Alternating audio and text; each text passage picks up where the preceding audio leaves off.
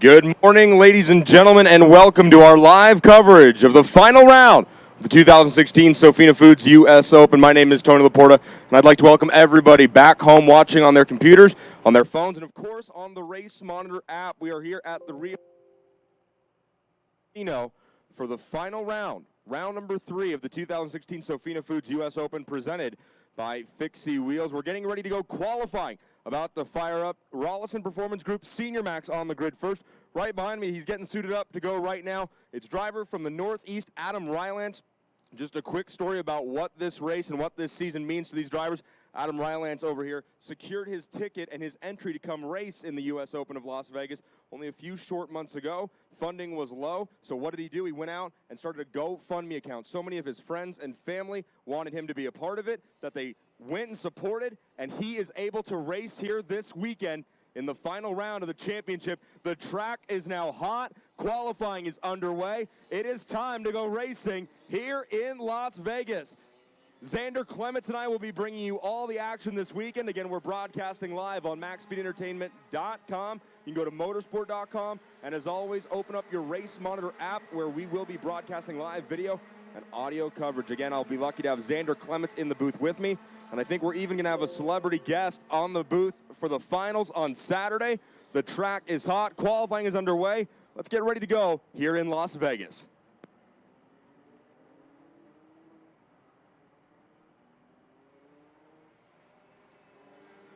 And with that, ladies and gentlemen, let's get it started. Rotax Senior Max on the racetrack. About half of your grid is still sitting over on the grid, waiting to go out later in the session. Adam Rylance was your first driver off the grid. He's got a good gap back behind him. There's about a 4-car train farther back as one driver appears to have lost a chain guard between turns 1 and 2. Still, over half of your class in Rotax Senior Max is sitting on the grid. It is a waiting game to try and find some draft and get behind the faster drivers. You've got a lot of quick drivers down on the grid still as Rylance makes his way towards turn number 9. So Adam Rylance in the number 340 from PSL Karting, the Burrell Art chassis driver out of the Northeast that Tony was speaking about, making his way onto the front straightaway once again. Behind him, the next group, a couple of drivers with a lot of talent in there as well. Nick LeDuc in the number 331 has been quick this weekend. He's under the Cambrian Burrell Go-Karts banner as they make their way through turns 2 and 3. Enzo Prevost as well has been struggling a little bit. He was up front at the Rotax Grand Nationals over in Sonoma, his home racetrack. Now finds himself here in the parking lots of Las Vegas, competing at the U.S. Open presented by Sofina Foods and Fixie Wheels. We've now got another group coming out of the pit lane. It's the comp car drivers from J3 Competition, Austin Garrison, Max Hewitt, and Lane Vicala down the back straightaway.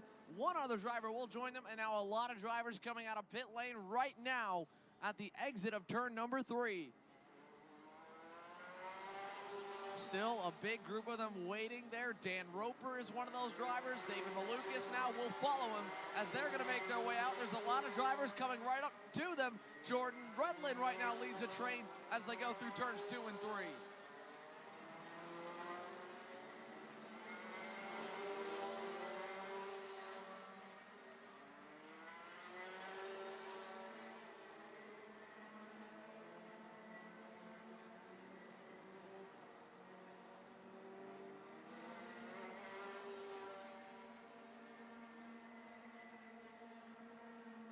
Got a lot of drivers going very slow. There's a group out of turn number 7, another one here out of turn number 9. This is really going to mess up a few drivers' qualifying laps as everyone tries to dive on through. Walker Hess is going slow as well. Multiple drivers slow on the racetrack to find some draft.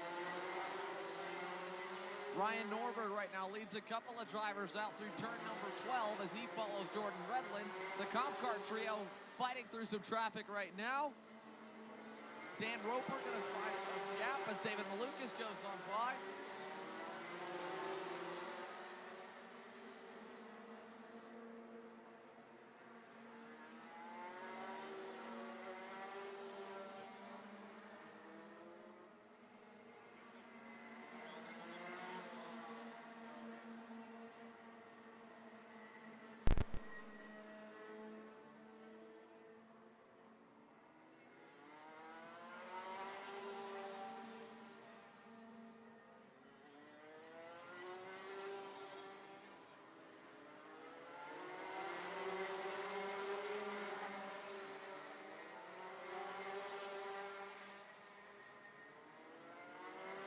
So as we come to the 5-minute mark here in our first qualifying session of the afternoon, Rolison Performance Group Senior Max, we see a new driver jump to the top of the charts, a 50.241 for the Florida driver, Austin Garrison. He goes purple aboard the comp cart, putting Shea Mays down to P2. Max Hewitt and Prevost slip to third and fourth now with the driver from the Northeast, Adam Rylance, we were talking about on the grid. He now sits in the fifth position. But again, Garrison with a monster lap here. It's his second lap out, and as the track went hot and Rylance and a few of the first drivers took to the track, I was walking back to the booth. We still had plenty of drivers sitting on the grid. You see the grid now completely empty almost. Shea Mays jumps back to the top, 50.145. Now it's the driver from Oregon, Kyle DePel, on the 310 Fernando Alonso kart. Joey Wimsett's driver, Kyle DePel, jumps up to the top. Good lap for him. Garrison displaces him though. Now Malukas, the junior max driver who has aged and progressed now to the senior max category after racing in Europe. Malukas goes purple, 49.808. Garrison is an 892. Marco DeLeo third. Kyle DePel fourth. And Shea Mays to fifth. Nick LeDuc runs sixth currently with about 6 minutes remaining in the session. We are now at the halfway mark. Walker Hess, driver I was just thinking about, he currently sits ninth. Jordan Sherritt, the South African, racing with Dallas Karting Complex, goes purple, 49.6. Sherritt bumps Malukas now down to the second position. Garrison third, Shea Mays fourth. Walker Hess, the driver from Park City, Utah, gets up to fifth. He's going to get bumped down to sixth after Carson Capica jumps to the fourth position. DePel down to eighth, LeDuc ninth, and Max Hewitt rounds out your top 10 here. It's a 12-minute qualifying session for our categories here. Ryan Norberg now to the top, 49.645. Another driver out of Florida, so fast. Norberg and Garrison have battled all year, especially here in these road tax categories, but Norberg finally lays down a fast lap, 49.6. Sherritt on the Sodi, second. It's a good front row looking right here as we have about 5 minutes to go here in the session. And folks, as I said throughout the weekend, we're lucky to have Mr. Xander Clements in the booth. Xander, as a driver yourself, you've had a chance to look at the layout here at the Rio. It's a 12-turn, just under a mile-long configuration. What are your initial thoughts of the course? Well, the course is very cool. Of course, this is a very similar course to what we saw back in 2015. And we had a lot of great comments and great feedback about that. You'll see from some of the turns we're showing right now on our live broadcast, we have a lot of really good passing opportunities with some complete 180 hairpins after some long straightaways. The longest after our backstretch that we're showing right now as they head down into it. And that turn has a lot of speed. You're drafting all the way down into it. You can really pass from 2 to 3 kart lengths back, which for those of you that know the national karting scene, the majority of your passes are going to come under braking heading into a turn. So to have that many long braking zones makes it a driver's racetrack. It's very cool to race on. And of course, in qualifying, it makes it technical with these Rotax power bands. You have to roll onto the throttle, especially with the harder tires. So coming out of those very slow corners and getting up to some high speeds coming into them, it's really technical. And we'll see that on the back side of the racetrack that we're showing right now as we take a look over here at turn number 11. Xander brings up great points. The backside of the track is quite technical with 3 switchback hairpins. And the track is eerily similar to the 2015 configuration, but when we were here last October, the track ran so well and raced so well, Max Speed Entertainment thought, well, if it's not broke, don't fix it. Ryan Norberg has posted another fast lap, a 49.544 to keep him on top. Jordan Sherritt, the South African, currently sits second. Thomas Drouet, the Frenchman on the Burrell, is third with Garrison down to fourth, and Malukas in P5. Shea Mays is sixth, DeLeo seventh, DePel eighth, Capica ninth, and Walker Hess rounds out your top 10 as we're coming now. It looks like just about 3 minutes remaining in the session. There's a good view of the drivers exiting the turn 11 and rolling into 12. We just saw Norberg slip through turn 12. See if he can improve here on this lap. Nope, he's going to stay at about a 49.8. That fast lap is still a 49.5. Sherritt's last lap was his quickest lap, a 49.658. The difference just over 1/10 of a second. Outside of the top 10, we still have some big names. Hess has slipped to 11th. Oviero 12th. Kellen Ritter, the driver from British Columbia, is 13th. Dan Roper, a driver we haven't seen racing Rotax for about a year or so now, returns to Las Vegas. He's currently 14th. Then Prevost rounds out your top 15. Nick LeDuc all the way down to 16th. Carbon, Ratton, Rafael Diaz, and Adam Rylance complete your top 20 here. We have just about 2.5 minutes to go in the session. And Norberg has been your driver to beat just about all week long. He has been at the top of nearly every single practice session. The only reason he wasn't the quickest in practice number 7, he went out all alone, did not get any draft, now finds himself on top of the boards in qualifying. Jordan Sherritt was the driver who was running up front as well in the final practice. He's shown a lot of promise as well. Thomas Drouet's been good on the Burrell Art chassis. Austin Garrison has been very strong this year. Of course, he competed with us back at the Utah Motorsports Campus round number 2 of the Sofina Foods US Open presented by Fixie Wheels. Max Hewitt's got a lot of promise right now in qualifying. To see him up inside the top 10. Kellen Ritter, I mentioned throughout the practices, was struggling a little bit. Now he's up inside the top 10, running in 10th, as we've got a couple drivers pulling off early. I believe one of those just in that shot was Austin Garrison. And it is funny, as Xander talks about, Ritter looked good in practice. He's right there, currently sitting in 3rd in the championship battle coming into the final round here this weekend in the Rollison Performance Group Senior Max category. We're just over a minute to go here in this qualifying session. Again, RPG, Mike Rollison, and the team stepping up to sponsor the action on track all season long here in the Senior Max category. And really, no matter where you go in the country and almost anywhere you go in the world, if they're racing road taxes, Senior Max is usually going to be your most fierce level of competition, and it's nice to see it pretty much carrying on the same attitude here in the U.S. and at the U.S. Open, whether it's the Florida Winter Tour or the United States Rotax Max Challenge Grand Nationals. The guys in Senior Max are always putting on great racing. 45 seconds to go here, and the Orlando, Florida driver Ryan Norberg has been dominant pretty much in any single speed class and series he runs in this year. Of course, we've seen him pretty much dominate in any class he enters this year, no matter what the series or the championship may be. Well, Norberg's looking to add another national victory to his trophy case here this weekend. He's pretty close to starting the weekend off on the right foot. 20 seconds remain here in Senior Max qualifying. Norberg, a 49.544 with about a 1/10 of a second advantage over Jordan Sherritt. 10 seconds now remain on the clock. The track getting a little bit quieter each and every lap. More and more drivers are pulling off. You get so much good out of these Mojo tires, and you do have to make them last throughout the weekend. 4 rounds of heat races. Drivers were given 2 sets of Mojo tires to manage how they see fit. You got to get them through qualifying, 4 heats, and a main event. So the checkered flag has now flown as the clock strikes 0. We're going to see if anybody has anything left here on this final flying lap to take a crack at Ryan Norberg, but I just don't see it happening. A 49.544 for the Orlando, Florida driver is going to keep him on top as that Tony kart rolls steadily here in the parking lot of the Rio. Jordan Sherritt is 2nd, Drouet 3rd. Austin Garrison, pulling off early, as Xander said, is going to start 4th. There should be no change in the order here. And then rounding out your Fast 5 to complete our first qualifying session of the day is David Malukas. Shea Mays was up towards the front the first 3 or 4 minutes of the session. Shea's going to end up 6th, Marco DeLeo 7th, Max Hewitt 8th, Kyle DePel, Kellen Ritter round out your top 10. Good qualifying session to get things underway here, Xander. Session here for Senior Max. Again, this is one of our most stacked classes. We've got a lot of really good classes here this weekend, though, for the Sofina Foods US Open presented by Fixie Wheels. Another driver I want to talk about, Marco DeLeo, one of the Canadians coming over. Of course, Shea Mays all the way from Australia. So we have a lot of international competition here this weekend. I believe in some of the classes we even have more international drivers than we do American drivers. A perfect example of that is your DD2 class, where throughout practice, the Americans have been pretty much locked out of the top 5. The Canadians are showing extremely strong. Again, a lot of drivers from Europe. We have a couple of Australians over with the Rollison Performance Group.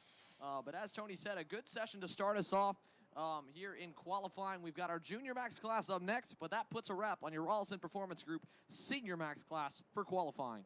Coming up next, Junior Max qualifying brought to you by Kuna USA. Those drivers should be down on the grid ready to go. We will take this break in the action to remind everybody that we are broadcasting live on MaxSpeedEntertainment.com. You can go to motorsport.com and find the Watch Live button there. And, of course, we are broadcasting live video and audio coverage on the Race Monitor app. So if you have friends or family back home or even here in Vegas this weekend that might be taking in some of the tourist affairs, they can go to Race Monitor on their smartphone, open it up, they'll see live timing, and they'll be able to watch live video and hear our call of all these sessions starting in qualifying through our 4 rounds of heat races and the main events on Saturday. There you see a good shot of our grid area. It is the Kuna USA Junior Max qualifying session getting to roll out next. Xander, we've seen quite a few different names at the top of the charts throughout the practice sessions. Wanted to mention here with your Junior Max class. This class is our biggest class on the weekend at 35 total drivers, and it's really a toss-up. You have a lot of talent in this group. There have been some classes, for example, our Senior Max group, Ryan Norberg has been predominantly the best driver throughout all of practice. It was expected. He's been one of the favorites coming into qualifying based on his performance thus far. As for Junior Max, there are not a lot of drivers that truly stand out. There are a lot of fast drivers. You have the Ocala Grand Prix crew, Tyler Gonzalez, Dylan Gennaro, Jeremy Fairbairn, one of the Mini-Max recruits. Nicholas DiOrlando is in that shot right there. He's at the very front of your grid aboard the comp cart, the bright blue and fluo yellow. He's been a bit hot and cold in practice. Nick Bruckner is right next to him on the Orsilon Racing Tony cart. He has been quick as well, but there's a lot of drivers that can really stick it to not only just the ones I've mentioned, but the Americans as a whole. We have a lot of international talent here in our Junior Max crew, and just a lot of really fast drivers. PSL Karting has a good group as well. Ryan McDermott from Canada, Yuvan Sundaramuthi here from the northeast of the United States. So a lot of talent. It's really going to be hard to say who gets the best lap, and I can guarantee a lot of that's going to come down to getting a good draft or at least following one of those faster drivers, and that's really part of the games here in qualifying. You know, and as Xander said there, folks, you have a lot of fast drivers in this field, but what he said was, you know, nobody after practice really stands out, and what that means is that you've got so many fast drivers in this field that really anybody could be a threat for the top spot here in qualifying, and he's so right about that as we've kept an eye on him through practice. Nick Bruckner, the young driver out of Hockley, Texas, enters the weekend as your championship point leader here in the U.S. Open. You saw the banners with all of our championship point leaders smiling faces on them as you came through the hallway to enter the track this weekend. Nick Bruckner has a point lead over Matias Ramirez, and then Ryan McDermott, the Canadian, currently sits in third. Those are the drivers that are looking to just stay right where they're at to have their names called Saturday night at the first ever U.S. Open Black Tie Championship Gala. That is something that I'm sure Richard Beauclair and everybody here at Max Speed Entertainment wants you to know about. Saturday night, following the main events and following the end of the season, there will be a Black Tie Championship Gala. Everybody is invited to that. It is going to be a fantastic evening. It's going to be very fancy. It's going to be very fun. The Driver of the Year award will be handed out. Championship trophies will be handed out. It's going to be a lot of fun. We check in now on track, and it's a driver from the Northeast, Stephen Malozzi. In the 2:11 goes purple, his first flying lap. That's going to be a 50.522, and it's another Northeast driver. It was Yuvan Sundramurthy, but now it's the Northwest combination. Mason Buck from Washington State and Austin Torgerson from Southern Oregon take over the top two spots. Buck coming off of a strong win at the Can-Am Karting Challenge finale at Pat's Acres just a few weeks ago. Buck on top. No, now it's your championship point leader, Nicholas Bruckner. Nick Bruckner busts it wide open with a 50.176. Then it's another Texan, Cash Tyner, as we see Travis Wharton now move up to the second spot. Yuvan Sundramurthy goes purple. Yuvan, another driver from the Northeast. He was up there with Malozzi on lap number one. Sundramurthy is coming off of a fantastic run at the U.S. Grand Nationals back in August at Sim Raceway Performance Karting Center up in Northern California at Sonoma. Yuvan ran phenomenally, made it into Super Pole, qualified sixth, but really a step up for the young driver. I've been able to watch him now for a few years, and to see Yuvan run so well after making the switch over to the Burrell ART team and chassis, really just a great weekend for them at the U.S. Grand Nationals. They want to keep the ball rolling, and that, of course, is the plan. Nick Bruckner does have something to say about it, though. Third place driver in the championship, Ryan McDermott, goes to the top. 49.528. Warren and the Australian, Reese Cohen. Man, it's not even worth it right now, Xander, it feels like to even read the names until the checkered flag flies, because they're changing about every single time a cart comes across the line, it feels like. And that's the truth, really. I mean, there's so many fast drivers, and they're spread out across the racetrack right now for qualifying. Every single lap, they're going to be improving as they get more heat into the tires. The track here at Las Vegas, it's taken a while to really gain some rubber. Last year, I believe it even had more rubber at this point in the weekend than it does right now. And part of the reason for that was the new partnership with the Vega Tire here with Max Speed Entertainment. That's a medium compound for your Shifter Senior and Shifter Masters classes, more than the MG Yellow soft compound that we saw them run last year, which lays down a whole lot more rubber. Back to the on-track action, some of your PSL drivers that are still up front. Stephen Malozzi, Yuvan Sundaramuthi, they both are third and fourth, and they're together on the racetrack. Ryan McDermott is again one of those PSL teammates. I don't believe he's in the same group as they are, but he has been very quick all weekend long. And one driver that just jumped into the top 5 is Dylan Tavella, your Grand National champion in Rotax Junior Max. He's been extremely quick this year in everything he's done with the Iron Rock Motorsports combination of Mike Doty tuning on that Tony kart. The bright silver and red goes to P2. It is still McDermott on top of the charts here in Junior Max qualifying. Yeah, Dylan Tavella looks great right now, Xander, and something really fun that Dylan's doing this weekend. He went out and got himself an Apple Watch. His job must be paying very well these days, the young man. I'm not sure where he's working, but he's wearing an Apple Watch, and the cool thing about the Apple Watch, well, one of the cool things is it monitors your heart rate. And so Dylan has been wearing it all weekend, and he's going out on track, and then he can come back in and actually see what his heart rate was while he's been on track. He's told me he's seen it go about as high as 125 to 128 beats per minute while moving around this 12-turn, just under a mile-long configuration. I think that's so cool that he's out there wearing the Apple Watch. He's being able to come back and give us information like that, and it's working for him. The watch, he doesn't need to look down and tell the time right now. He's sitting pretty, third quickest here with just about halfway completed in this session. It's McDermott on top, Tyler Gonzalez sitting second, Dylan Tavella third, Sundramorthy fourth, Gennaro up to fifth, and then Zachary Hollingshead is sixth. Stephen Malozzi, who started the session on top, is running seventh, a respectable lap so far. Wharton is eighth. The Australian, Reese Cohen, racing out of the RPG tent, is ninth. And then Jeremy Fairbairn, J-Man, as all the kids call him, currently rounds out your top 10. Torgerson is 11th, Mason Buck 12th, Hannah Greenemeyer out of Colorado is 13th, Nick Bruckner down to 14th. I wonder what happened there.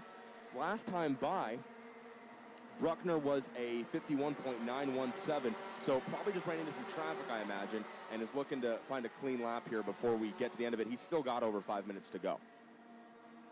And he had even a pass that he had to make at the very end of the back straightaway, going down the inside into a hairpin on his fastest lap. So he's, I'm sure, got a good bit more in the tank. But Nick Bruckner right now, as you mentioned, falling down the order. The Ocala Grand Prix teammates of Tyler Gonzalez, Dylan Gennaro, and Jeremy Fairbairn, I believe, have been working together. I know Gennaro and Gonzalez have gone back-to-back, nose-to-tail, nearly every single session this weekend. Again, working off of the amazing talent of Tyler Gonzalez, of course, your Rotax Minimax Grand National champion. Now, Yuvan Sundaramudi goes to the top. Yuvan Sundaramudi goes quickest. He's got about a 200th advantage back over Ryan McDermott. The PSL karting red and white machines go first and second. Tyler Gonzalez and Dylan Tavella bring the Tony karts to third and fourth. Malozzi aboard the Burrell Art runs in fifth. Gennaro, a Tony kart, sixth. So it is red and white versus green and white. 3 and 3, the split up between the top 6. But it is PSL karting and Burrell Art machines. Your front row right now, Sundaramudi looking very strong here over McDermott. Gonzalez runs third, Tavella fourth, Malozzi fifth, Gennaro sixth. Zach Hollingshead's been strong this weekend. He's been hovering around the 5th place spot the majority of the practice sessions. He currently sits in 7th.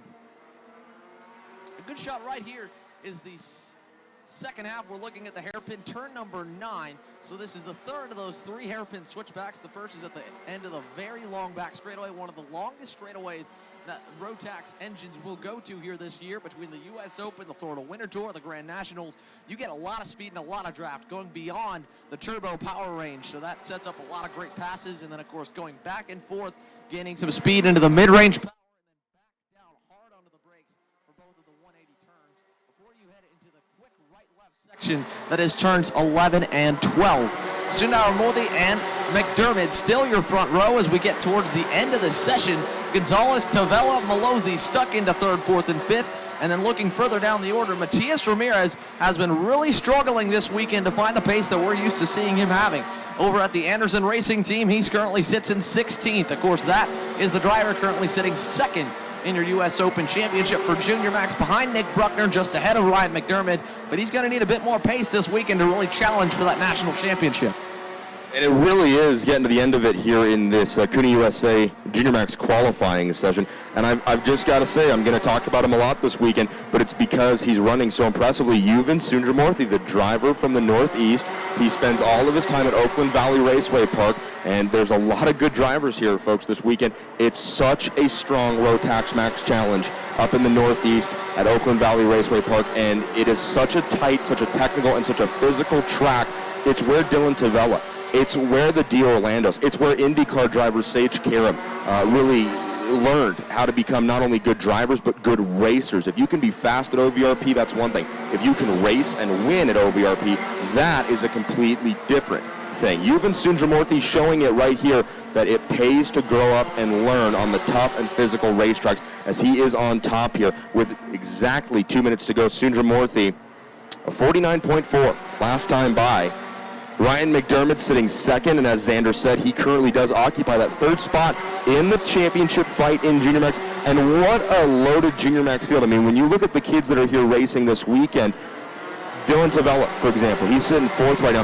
He was part of Team USA. He was just over in Sarno, Italy, just less than 2 weeks ago, competing in the Rotax Max Challenge Grand Finals. You got Tavella in the field. You have Matias Ramirez, who's sitting second in the championship fight. You had a lot of these kids. Nick Bruckner. Team USA was represented so well at the Grand Finals, and all these kids are here this weekend, but it's never a given. Just because they're back racing at their home series in the US Open, nothing is going to be given away easily. Just about a minute and 10 seconds remaining here. Sundramurthy, can he stay on top? McDermott, Gonzalez, Tavella, and Malozzi fill out the top 5 behind him. But I got to be honest with you, folks, it would be very cool to see the Braille ART driver of Yuvan Sundramurthy be able to hold on and capture the pole here. It'd be pretty big for him, and I know his dad, Gopal, he's somewhere right now. I don't know if he's on the stand or if he's in the bleachers, but he's freaking out wherever he is. They've got 60 seconds to go here in qualifying, and we're going to know the starting lineup for our first heat race later this afternoon. And speaking of heat races, folks, they are progressive. Where these drivers qualify in this session now, and at the end of this timed qualifying session, will set the grid for the first heat race this afternoon. Where they finish that heat race sets the starting grid for heat 2. Where they finish starts the next one, so on and so on through our 4 rounds of heats. The finishing positions in the heats give these drivers points. Lowest point total at the end of the weekend starts on pole for our main event. So it's not really that confusing. You just basically want to run up as close to the front as you can all weekend.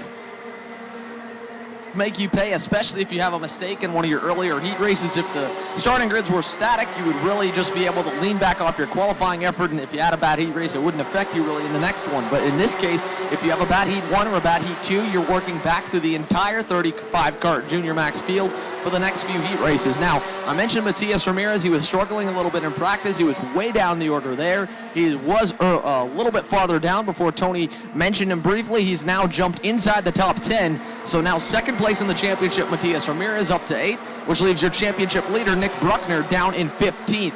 Bruckner has not really been able to get a clean lap here in qualifying, and that's going to put him a lot of work left to do when we get to heat number 1. Nick D'Orlando, your 2015 Rotax Grand National Mini-Max champion, did it in dominating fashion over at Kershaw Carolina Motorsports Park, and now this weekend he's been struggling to really get underneath his feet here in the Junior Max class, although that driver has been very talented and very quick in some other disciplines this year.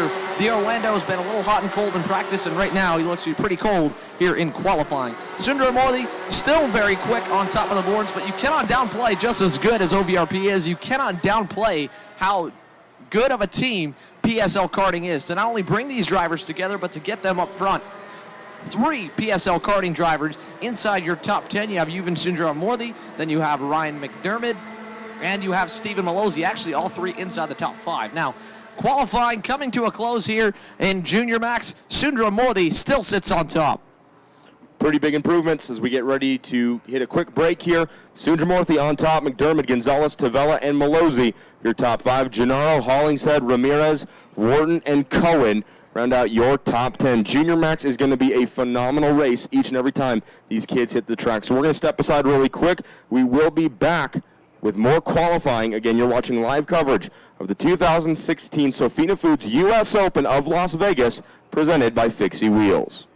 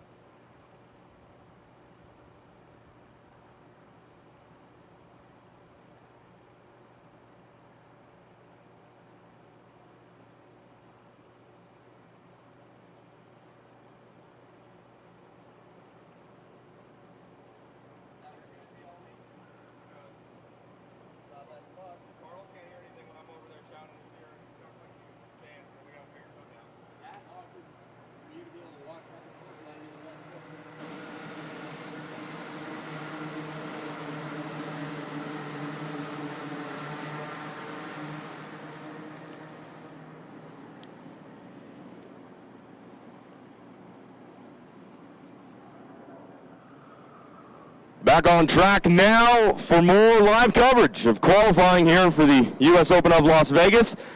2 rounds down, 3rd round on track at the moment. It is the youngest drivers who compete at the Rotax Max Challenge. The Micro Max drivers this weekend brought to you by AM Racing Engines. The field now out on the track. The grid still has about 10 drivers, I'd say, sitting there ready to take off, head out onto the track.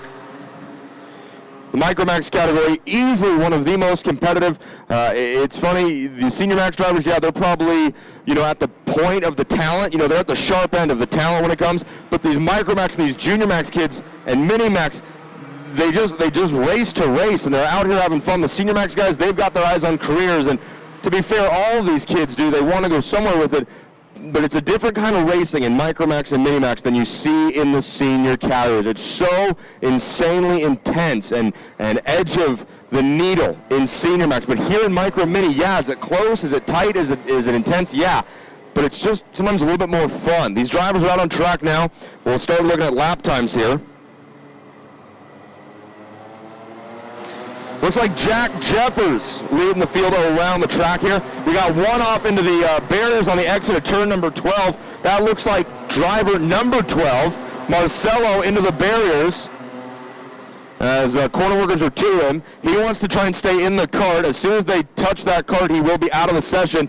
They pick the cart up over the barriers, and he is done. Yellow flags fly, and he is out of it already, unfortunately. Brandon Tyner, the young driver from Texas, goes to the top of the charts on his first outlap. And surprise, surprise, he brings his buddy Josh Pearson with him along for the ride. Tyner and Pearson, we saw them battle at West Palm Beach at the final round of the Florida Winter Tour this year. They're up front now after one lap here. They're entering turn 11. Pearson out in front of the train. Tyner right behind him. They set up for turn 12 and run through the final corner. Let's see if Tyner or Pearson improve here. At the line, it's going to be no change in the top 2. Justin Arsenault, the young Canadian, moves up to 3rd. Jeremy Fletcher 4th. And then Alex Powell on the Burrell, number 80. Young man that was receiving some driver coaching earlier this year from Kyle Kirkwood. Powell is 5th after only 2 laps. Noah Baker is 5th. I'm sorry, 6th. Baker in the number 49 is 6th. Braden Heinsohn, a young man out of western Colorado, Grand Junction to be exact. Braden looking well, currently 7th quick early on. Jack Jeffers is 8th. Cooper Shipman and Enzo Swan, your top 10 after 2 laps of qualifying here in the parking lot of the Rio. Here comes our top 2 drivers once again down into turns 11 and 12. Pearson, Tyner, and Justin Arsenault run 1, 2, and 3 on the track. Any change in the leaderboard this time by? Yes, Arsenault goes purple and to the top of the charts.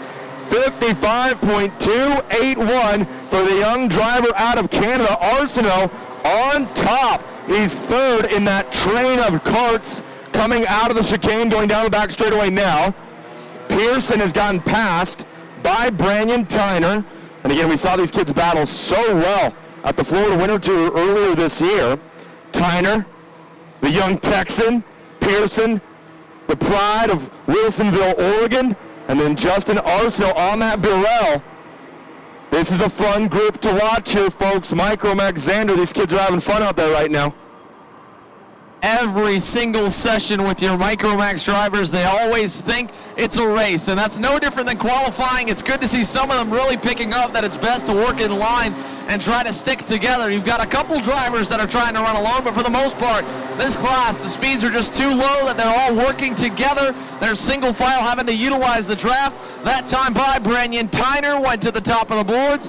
3.5 hundredths quicker than Justin Arsenault, and a 10th back to your Micromax world champion, Diego LaRocque. He's followed by James Agozi, and then Alex Powell currently rounds out your top 5 as they go down the back straightaway. And Xander hit on it, folks. Your first ever Micromax Grand Finals champion. He's a member of Team USA, and he's one of our favorite kids here in Rotax. Diego LaRocque out of the state of Arizona. He made history just a few weeks ago in Sarno, Italy, and so did our friend James Agozi. Agozi started the Micromax final on the pole position and left Italy with a solid top 5 finish. This is a loaded field. Tyner, Arsenault, and now LaRock, as Xander said, into the top 3. Josh Pearson, Agozi now to the top. James Agozi goes purple with a 55.037. He started on pole in Italy. He wants to start on pole here in Vegas.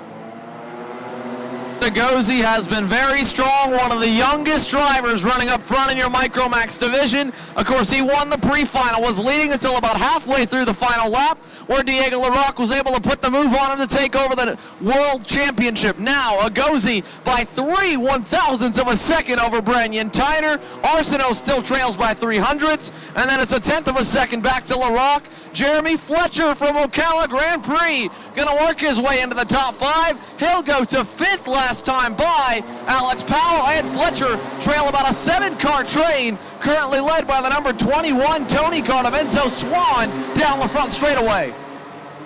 Trissini busts out a big lap. Sandro Trissini, a 54.885. That will displace LaRock on top. Agozi slips to 3rd, Arsenault 4th, and Brandon Tyner and Josh Pearson, the 2 drivers who got out of the gate first and have been leading the laps, well, they now find themselves in 5th and 6th. Jeremy Fletcher, number 22, is 7th. Powell down to 8th. Fittipaldi is 9th, and Nikita Johnson on that number 7 Fernando Alonso car. We saw Johnson run really well at the Florida Winter Tour, especially in Ocala this year as a part of the Rock Cup portion of the Winter Tour. But it just goes to show you, as Tyner and Pearson come out of the final corners here, that these sessions are long, folks. The track changes, the weather changes, everything is a variable at this level. Trissini coming in at the right time. Now Arsenault rattles off a big lap, 54.876. The Canadian now back on top. Trissini slips to 2nd. Santiago on the Bennett. Pearson up to 3rd. LaRock to 4th. Agozi 5th. 4 minutes to go here in Micromax. This is qualifying sessions we have seen thus far, and I'm sure we may see the entirety of this US Open. Right now, your top 6 drivers are all within a 1/10 and a half, and the thing is, in Micromax, it is just as much draft as it is driver to show that they have the ability to really master that draft, to put down a flyer. 6 total drivers all with that ability, and right now the best of them is still the Canadian number 36 of Justin Arsenault. Santiago Trissini is right behind him this time by. I'm going to look at Trissini for what could be a very good lap. As they cross the line, no change there. Neither of them can really improve as they backed off. Josh Pearson still sits 3rd. Diego LaRock was able to improve, and he's already pulled it off the racetrack. LaRock slotted into 4th, and that may be as high as he goes. You know what the cool thing is right now, folks, as we're nearing the end of qualifying, Max Speed Entertainment and the officials here have a speed board set up going down the front straightaway to help us monitor the starting procedures and make sure the fields are going at a good pace. These Micromax drivers are coming down the start-finish line, heading into turn 1, a tight left-hander, and some of these kids are hitting 50 miles an hour halfway down the front straightaway. These are 8, 9, 10-year-olds that are going 50 miles an hour in go-karts right now, less than 6 inches off the ground. Some of us don't even drive that fast in the highways in our states back home, and these kids are 8, 9, and 10 years old, and they are going 50, 55 miles an hour around this track here in the parking lot. Not a bad way to spend a weekend, if you ask me. Trissini on top now with a 54.827, 2.5 minutes. Less than that remaining here. Pearson and Tyner draft together down that long back straightaway. They unwind out of 8. They set up for the switchback. Turn number 9. Xander talked about how technical this backside of the track is. It's all about getting the chassis to rotate and find grip on the exit of these corners. The track rubbered up well. Yesterday, the drivers always would like a bit more grip. Here come Pearson and Tyner. Let's see, do they have anything for Arsenault and Trissini? Pearson's 3rd. Right now, he's going to have to beat a 54.827 at the line. What does Pearson have? Not enough. 55.4. It's not going to be enough to move to the top. These guys have a minute and a half to go. They're going to get about 2 more laps in, I think, as we watch the drivers make their way around the track. Earlier, I thought Diego LaRocque had pulled in. He actually had waited a good bit before he went out on the racetrack. He's currently trailing James Agozi through turns 2 and 3, the two Bennett drivers. Santiago Tracini, on the other hand, he's in a different pack right now. In fact, he's currently following right behind Alex Powell. Or was anyway, so he's over in the back section. So the three Bennett drivers were together in the majority of practice. They're now separated, still together for LaRocque and Agozi, and that shows on the time charts right now, 4th and 5th for both of them. Santiago Tracini, though, still your quickest by half a tenth over Justin Arsenault. Josh Pearson still sits 3rd. Pearson with a good draft, but having to move out down the front straightaway. No one improving on their best lap this time by. So Pearson, this is interesting. I'm looking for Tyner. I'm not sure if Tyner is pulled off or not, but Pearson and Tyner are no longer together. We're inside of 30 seconds to go now, which means everybody is pretty much on their last flying lap. Some of these kids are going to get by and get one more in here. We're going to keep an eye on our flagman, Cameron Egger. When he throws that checker, drivers on a flying lap, that'll be it. They'll only get that last attempt. And drivers who are coming to the checker, they are done immediately. So let's see here. 10 seconds remaining. Egger now with checkered flag in hand. Pedrosa and the Tyners watch on as they're trying to get as good of a starting spot out of this qualifying session as possible. The clock winds down to 0. Checkered flag flies. First driver to it is going to be Pearson. What can he do? Not enough. He stays in 3rd. Arsenault the same, will not improve. He stays in 2nd. Tracini will lead this field to the green flag unless LaRocque or Agozi have anything for him. And as I look around the track trying to find our Bennett car drivers, they will not. And the front 5 positions, no, LaRocque goes to the top. 54-7, LaRocque rattles off a flyer on the final lap. LaRocque with a 54-7. Well, that figures, folks. Right about the time I say it's over, it's usually not. Diego LaRocque continuing a fantastic fall. He goes to Sarno, Italy, gets the victory in the first ever Micromax Grand Finals, and he says, you know what, I'm not done. I want some of this action back home in the U.S. Folks, he just stuck it on pole here in qualifying. AM Racing Engines Micromax pole position will go to Diego LaRocque. Santiago Tracini is 2nd. Arsenault on the Burrell 3rd. Josh Pearson 4th. James Agozi 5th. And you know what I think would be a good idea? Xander's going to tell you how the rest of them qualified, and I want to go down and talk to Diego LaRocque. Let's hear how they ended up, Xander. Ladies and gentlemen, that is exactly why Diego LaRocque is a world champion. That kid came on late. He put himself exactly where he needed to be for the final lap around. Dropped right behind Branyan Tyner in the number 69 and got a flyer coming through the last couple sectors on the racetrack to come across the line with a 1/10 advantage. Santiago Tracini, his Bennett teammate. The two have been working together this weekend, and they will start on the front row. Justin Arsenault, the first of the non-blue and white machines. His red and white Barellard will start in 3rd. Josh Pearson will join him in row number 2. James Agozi and Branyan Tyner make up row 3. Agozi was able to qualify P5 at a very early lap for Agozi. And then, of course, Branyan Tyner was the driver who led Diego LaRocque around the final time, which was where LaRocque was able to qualify on the pole. Again, a lot of drivers extremely quick, not only in our Junior Max class, but in Micro Max as well. That will be one of the must-see races here this weekend, and we've got one of those races already coming this afternoon, heat number 1. As we continue to look back through our qualifying order here for your Micromax drivers, Jeremy Fletcher from Ocala Grand Prix, he was about a half second off and about 2/10 away from Tyner. He sits 7th. Nikita Johnson completes row 4, starting 8th. Alex Powell and M.O. Fittipaldi are going to round out your top 10. Now we're going to go down to the scale line where Diego LaRocque has caught up with Tony Laporta. Yeah, thanks, Xander. We're down here in the scale line. And, Diego, you and I talked down here last year. Last year in qualifying, you ended up 2nd on Hugo Gochukwu. Well, this year you waited till the very end. You rattled off a great lap, and you go to P1. You know, you go and score that little race over in Italy. You won that. Now you're here having fun in Vegas. Are you having any fun racing go-karts these days? Yeah, it's still a lot of fun to be competing with these drivers. They're all so great.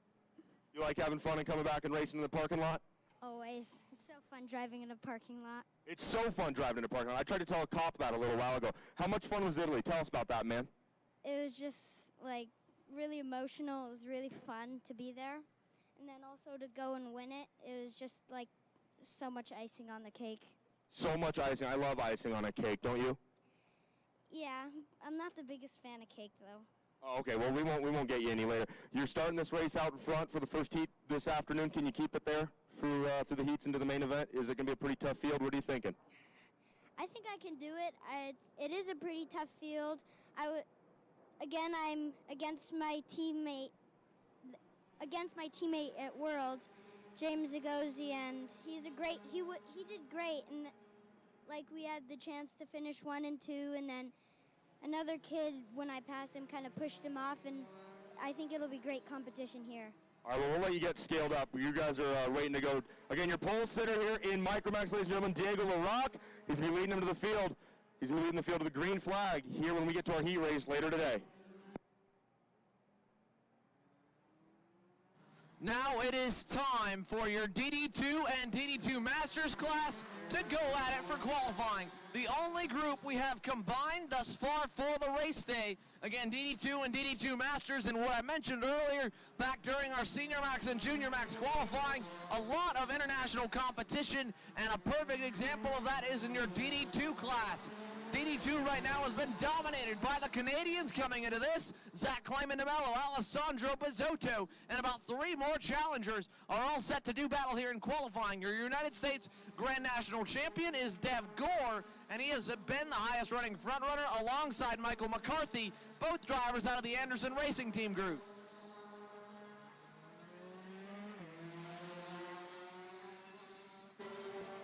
Earlier I was talking about the level of competition in senior versus micro and mini.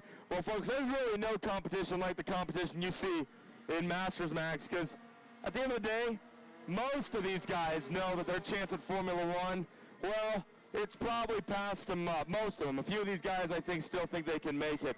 But for the most part, these Masters Max guys, they are just out here having fun. They are the epitome of the weekend warriors. Some of these guys are in a cart every weekend. Some of them are testing, and some of them are getting ready every month. Yeah, that's true.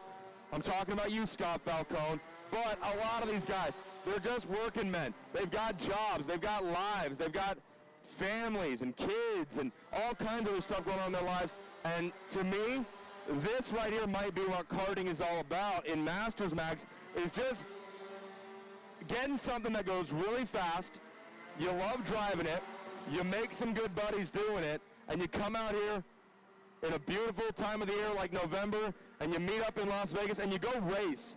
And you're not worried about going to F1 tomorrow. You're not worried about what contract you're going to sign for an open wheel car in the next couple weeks. You're just out here wanting to win this race and have a good time and a good weekend with your friends. The Masters Max guys are always a blast to watch, and I love racing with them. I love watching them. I love Masters Max competition. David Pergande comes across the line. He has slipped to the 5th position. Billy Cleveland on top. Let's look for him. Where is the Cosmic Kart driver? There he is, into 11. Now setting up for the left-hander. Out of 12. Be careful, Billy. Those barriers jump out at ya. Does he improve this time by? No, a 50.913. He slows by about 1/10.5 of a second. Cleveland still on top here in Masters Max. Yeah, our Masters Max. You wrap up, I'm going to get an interview, okay? Just watch me and know when we're ready to go, okay? Got it.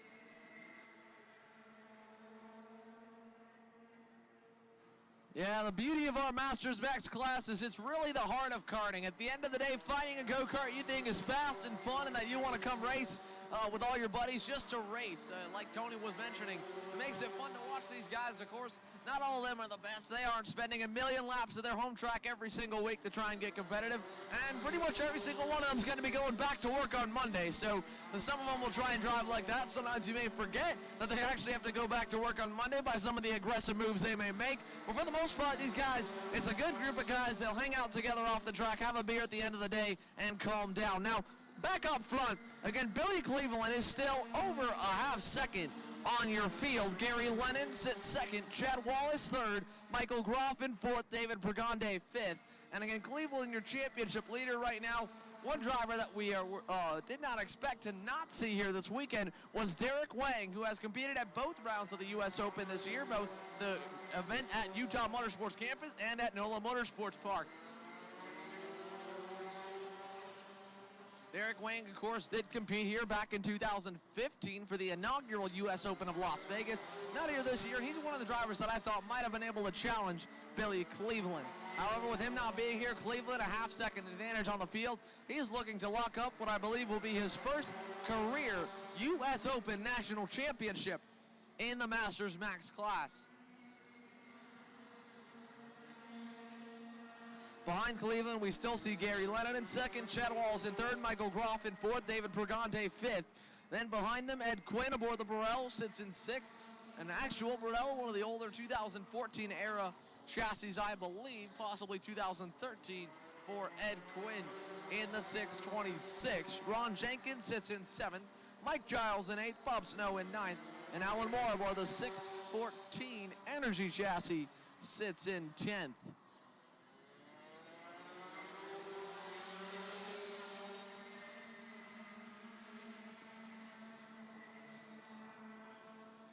Four minutes remain here in Masters Max qualifying. We've got our Shifters Masters drivers on the grid, and Shifter Senior is currently over in the staging area. Not a lot of our Shifter Senior drivers over there yet, but they will have to get there soon as Shifter Masters is on the grid for qualifying. And then as soon as we finish with that, Shifter Senior qualifying, we'll roll straight into our heat races here at day number 2 of on-track action for the U.S. Open of Las Vegas, presented by Fixie Wheels and Sofina Foods. Again, the Falcone GP Masters Max division continuing to roll through qualifying. You're watching live here on Karts KRTS Broadcasting. Bringing you all the action, live video and audio. Full commentary from both myself, Xander Clements, and Tony Laporta here this weekend. We might have a special guest coming in Saturday. We'll let you know more information on that as it comes to us. But your fastest driver here in qualifying has already pulled it off early. Billy Cleveland has thrown it in to pit lane. He's pulled it in. A couple other drivers as well. This class, you'll see it, a lot of drivers just getting a little bit winded after the end. Probably the class with the most inconsistent lap times. And again, that's, this is your 32 and over minimum class. And the Masters Max division is a little bit older. Of course, the guys that are working and paying pretty much everything out of pocket to come here and race, and the money they make goes directly into this, so they obviously don't want to tear anything up trying to push if they already think they're about as fast as they're going to get. There still are a few drivers still running around the racetrack. The number 638.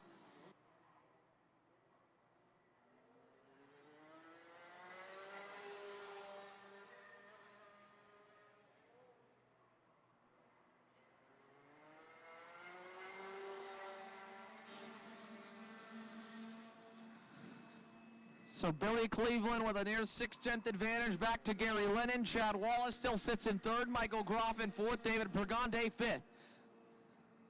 Shifter Masters, a final call to the grid as they get set to go. Shifter Seniors making its way to the grid as well as we take a look. Tony Laporta, of course, going to be down there in just a moment for an interview.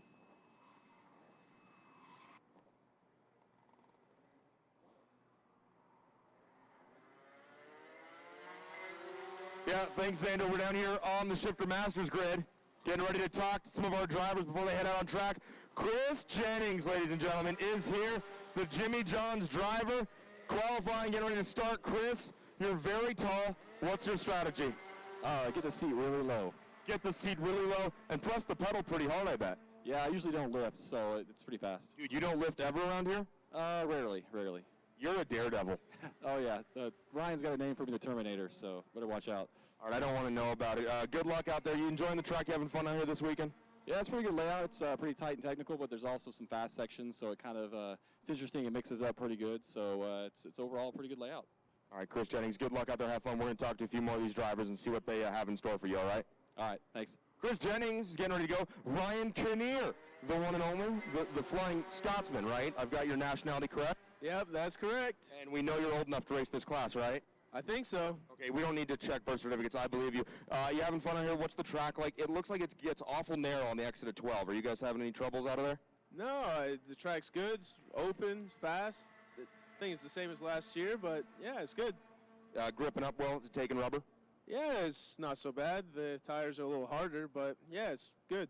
All right, any shout-outs for your main man, Rodney Berryhill? Of course, Rodney, champion racing, top. Just the top. Good luck out there. Thanks. All right, Ryan Kinnear getting ready to go. And it wouldn't be a Shifter Masters talk if I didn't stop over and see Jet Davis and the boys from Energy Kart USA. He's getting a few last-minute reminders from Stacy Cook on what not to do out there probably. Jet, what did Stacy tell you most of all not to do out there? Don't mess up. Don't mess up. What's the main key to doing that? Masters Max qualifying coming to an end here. How are you going to be at the front of Shifter Master qualifying? Well, I got my work cut out for me. I mean, there's a couple guys here that are just super, super fast. I'm just here having fun. We're just going to go play and have fun. Go play and have fun, Jet. You always do that no matter what you do, all right? Jet Davis and his teammate, Hugh Templeman. Hugh, you've got a very colorful helmet. Are you ready to go? Mate, life is good. We're making great things happen. Making great things happen. I love your attitude. Go out there and chase Jet down, all right? No, we're going to beat him. Go beat him. Hugh Templeman putting his teammate on notice here. We're getting ready to go Masters Shifter qualifying here in Las Vegas. Xander, how are they wrapping up in Masters Max? About the same as they started, Tony. Of course, off the beginning of the session, it was Billy Cleveland at the top of the boards, and he has continued that dominance after pulling it in early. Just 5 or 6 laps complete here for Cleveland. That was all he needed to give himself more than a necessary gap over your field. 5.5 plus is the gap in tenths of a second back to Gary Lennon in second. Chad Wallace hits third. Michael Groff will roll off the grid at the outside of row number 2 for heat number 1 in fourth. David Braganda and Ed Quinn make up row 3. Ron Jenkins, Mike Giles will make up row number 4. Alan Moore and Rob Snow 10th and 9th, and Brandon Bell is going to be starting shotgun on your field for Rotax Masters Max. Again, as Tony concluded with those interviews, we are almost set to go green with your Shifter Masters division. Following that, our Shifter Senior class, and then it is time to finally get some racing going here for the 2016 Sofina Foods US Open of Las Vegas, presented by Fixie Wheels, with heat number 1 for Rotax Senior Max already on its way. Carts coming out on the racetrack now here for your Shifter Master qualifying. Some drivers still down on the grid as they make their way through the back section. The first driver is going to be the number 694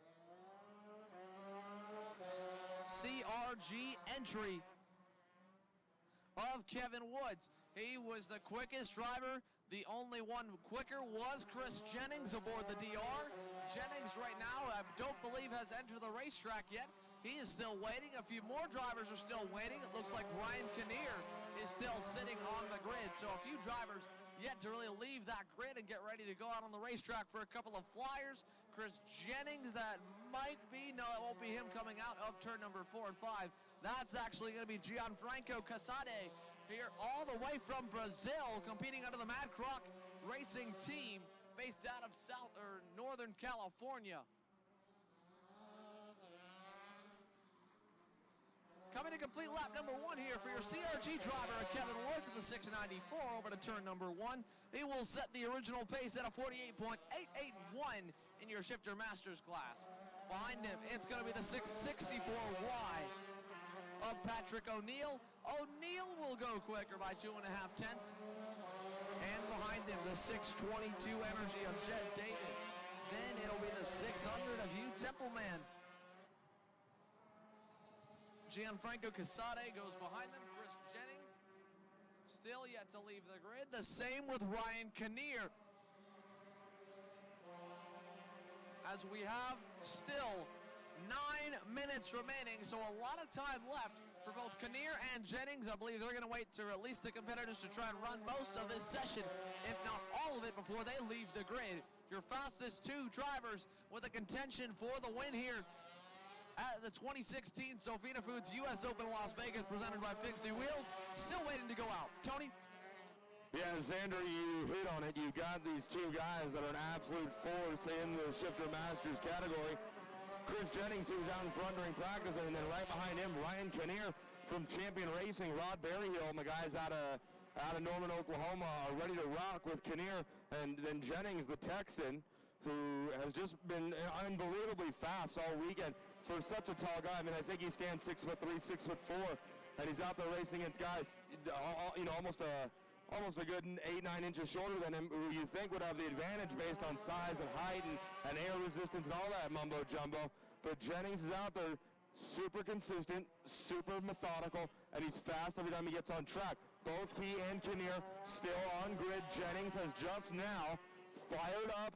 He rolls to the front of the grid. He's getting ready to exit the grid. He has now crossed the separation line, which delineates track from grid, and he's waiting to make sure he has clear track. He's going to have a pack of 4 come by him right now. There goes, looks like Hugh Templeman, one other driver. Jennings is clear to go now. He's got open track for probably the next 20 seconds. Kevin Woods is on top. O'Neill is second. And now Jennings enters the racing surface.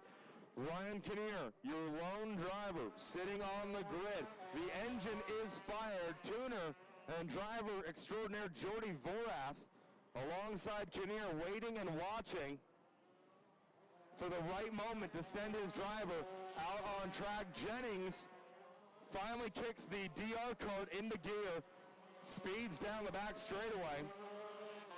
When Jennings starts his flyer lap, he'll have to beat a 48.082. That right now is the top time. It belongs to Kevin Woods on the CRG. Gianfranco Cassetti is second quick. O'Neill is third. The City of Aspen pride, Jet Davis, is fourth, with Hugh Templeman in fifth. Here comes Jennings out of the final corner. He's going to stand on the gas. Here we go. Jennings is on his flyer, and Kinnear has left the grid. We are all carts on track. It is go time here in Shifter Master qualifying. 6 minutes to go. We've just reached the halfway mark. Jennings flies through the chicane. Down the back straightaway, he'll get hard on the brakes. He says he rarely lifts, so I'll tell you what, going down into turn 8, that right-handed hairpin, he's lifting and downshifting, getting on those brakes. He comes into the left-hander. Turn number 8, Jennings will cross the track and set up for the right-hander, the third and final hairpin. Turn number 10. Now he'll make the run to the final 2 corners. The left-hander, 11. The right-hander, 12. Let's see what Jennings can do here on his first lap out. He's got to beat a 48.082 at the line. Jennings is going to go only up to the 5th position, 48.726. So he's still getting the tires up to temperature, and he has nothing but clear track in front of him now. Once again, Jennings flying down the back straightaway, looking for Ryan Kinnear also.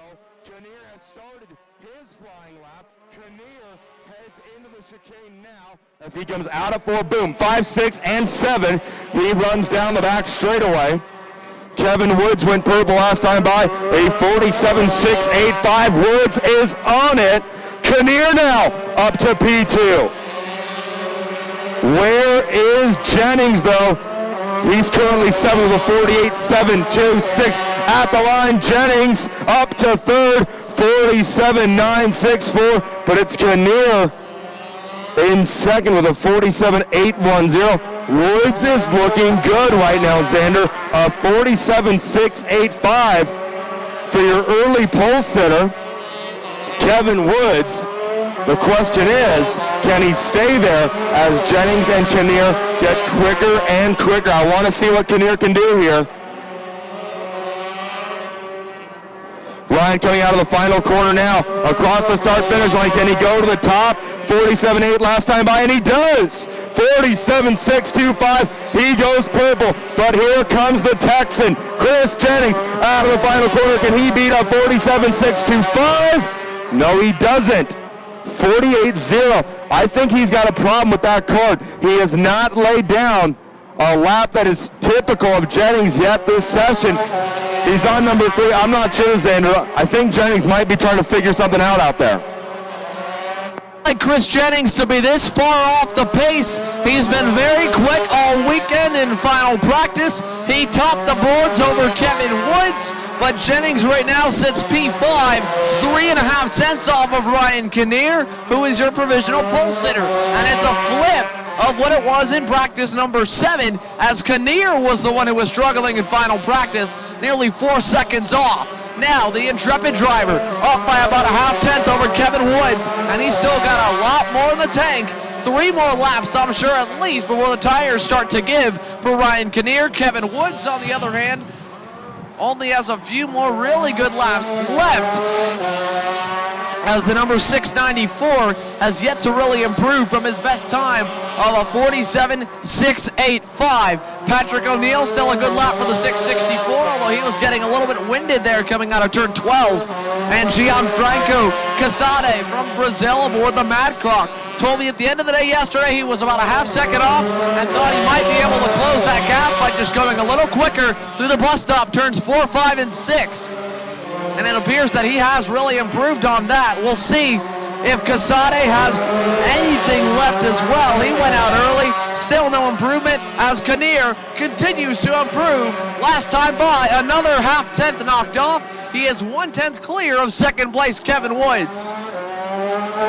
You know, Xander, you said it. It is unusual to see Chris Jennings in the position he's in. He ended practice number 7, the last round of practice, as the second quickest driver on the track.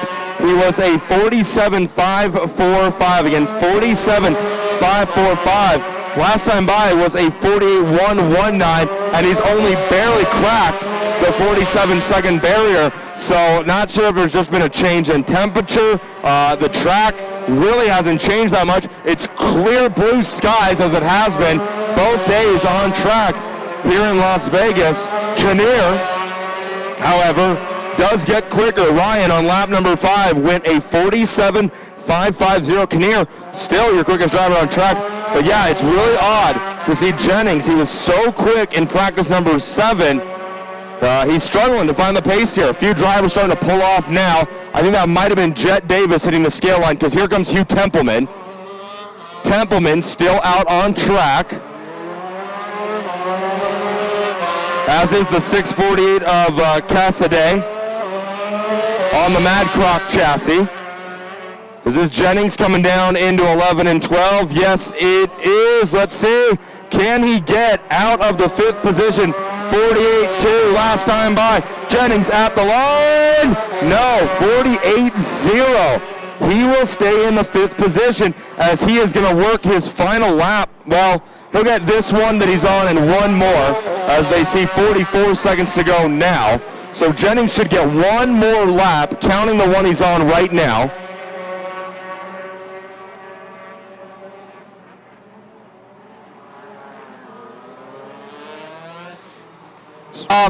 Yeah, Ryan Kinnear about a 10th and a quarter up on Kevin Woods here in your Shifter Master qualifying session. Woods has only about a half-tenth back to Gianfranco Casade, who was able to work his way forward on the order. He has now jumped up to 3rd on board the Madcock, only a 10th and a half back. Patrick O'Neill is 1/1000th of a second slower than Casade in 4th, and Chris Jennings still sits in 5th. A 47.96 is his best time. Jet Davis still sits 6th. Hugh Templeman in 7th. So the checkered flag is going to wave here, Xander. First driver across is going to be the 664 of Patrick O'Neill. And the big question on everyone's mind after Master Shifter comes to a close is what is wrong with the DR Jimmy John's entry of Chris Jennings. A little bit off the pace. He is going to end P5.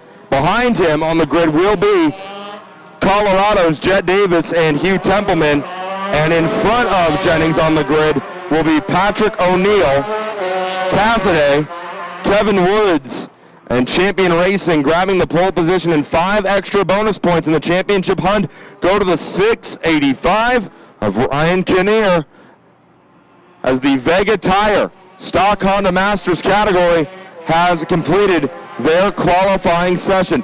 Only one more timed session to go this afternoon, folks, and we will be done with qualifying. It is the Energy Kart USA Stock Honda Senior Grid. Ready to go now. Sounds like the engines have fired. They are less than 1 minute away from starting their qualifying session.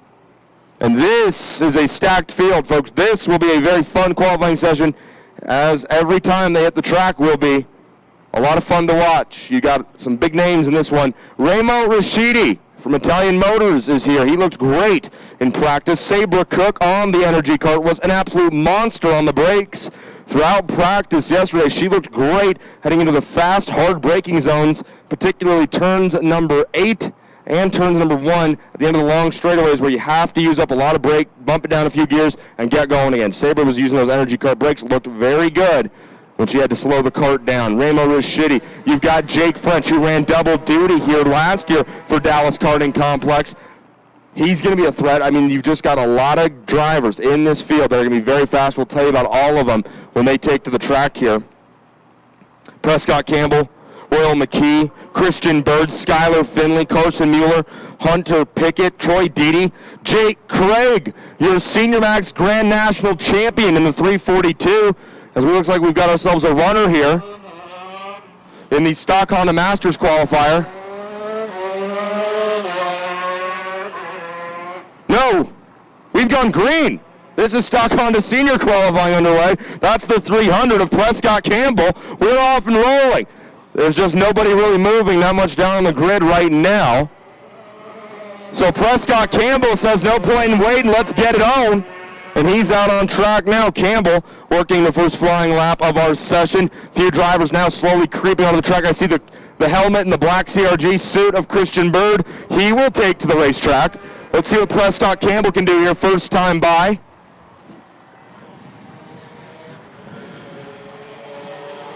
Campbell getting hard on the brakes into turn 11. Out of turn number 12. Down onto the front straightaway. Campbell's first time by. What's it going to be? A 48.290. So now Royal McKee, Jake French, Christian Bird, and others have that lap to beat here. First time out. We'll see what Christian Bird can do. The driver originally from Grand Junction, Colorado. And I believe that's Matthias Podboy coming around. Podboy is going to complete. Well, he's going to start. Matthias should be starting his first lap this time by, and it is. Here comes Christian Bird. No, that's the 327 of Sky Finley. Sky Finley. There's Christian Bird. Finley in the 327, Bird in the 328. No, that's Mueller. Where is Christian Bird? Bird is the 318. As now the grid empties, and the track will become very full here. Prescott Campbell, second lap by, improves to a 48.112. We'll see what California and Matthias Podboy can do on his first flying lap. Podboy, I believe, also on the Mad Croc.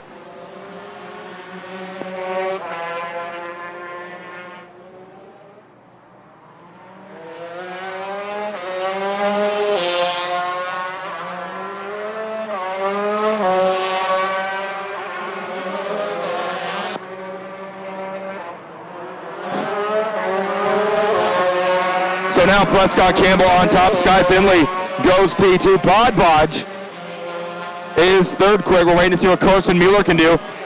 Mueller ran here in Vegas a year ago in Stock Honda Junior. Now in the Stock Honda Senior category, Mueller good for fourth quick after laying down a minute 1.97. So Mueller just trying to find some open track here. Ramo Rashidi, we're looking for Ramo. As there goes Hunter Pickett in the 36. Bodboj jumps up to P1, 48.043. Scott Finley, what's he got? 49.317.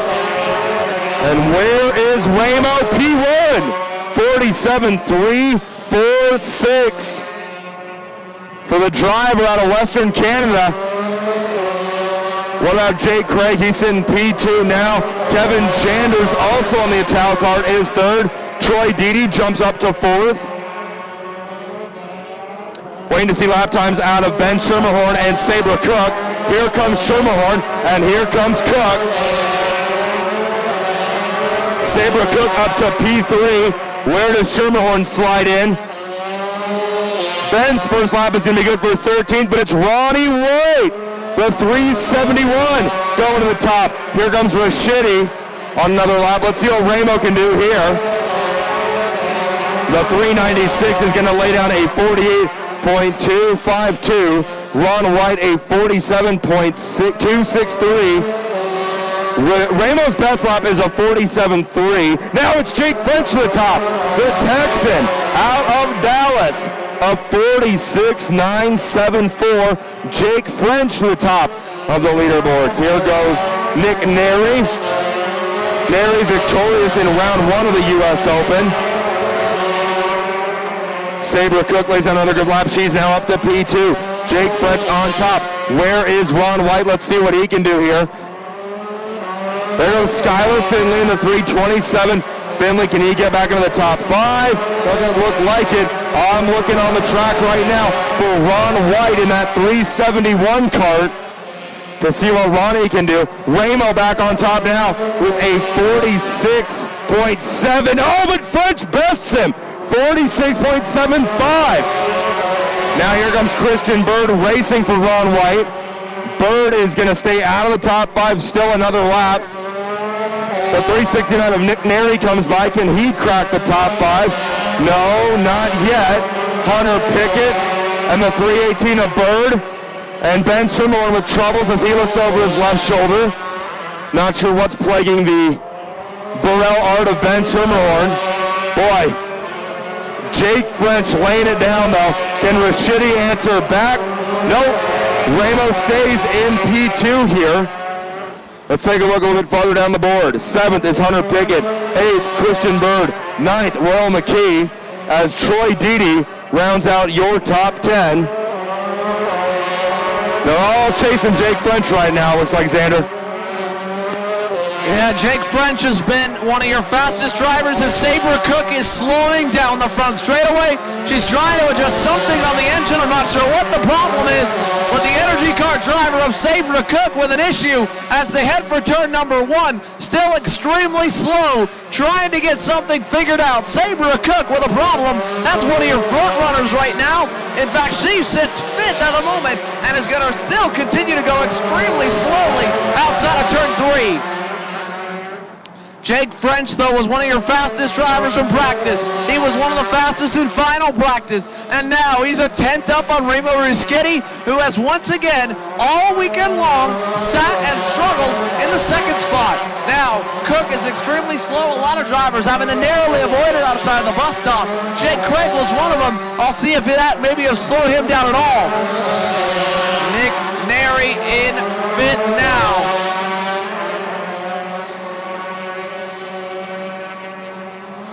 So Nick Neri aboard the Intrepid is gonna go to 5th. Jay Craig still sits in 4th, Ron White in 3rd, and Ron White taking it to the youngsters right now as Neri goes down by the start-finish line.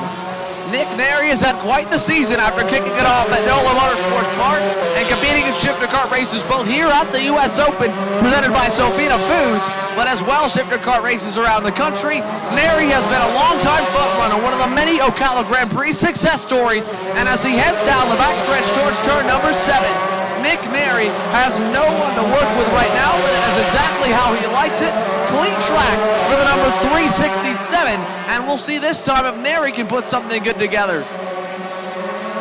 Just in front of him is the number 327 of Sky Finley. Finley has had quite the weekend here this weekend thus far. He is one of the progressing drivers in the semi-pro to pro level stock Honda ranks. And back to Neri, it was not an improvement last time, but he was only about 600ths off. Sabra Cook seems to have been able to figure out something. She's still trying to get back at it. The Energy USA driver out of turn number 3 still sits in 6th. Hunter Pickett improved last time by. He went to the 7th spot. Royal Makita 8th, Harry Gottsacker 9th, Christian Bird 10th. It is still the Dallas Karting Complex Sony car driver of Jake French up front, and Remo Ruschetti still sits in 2nd.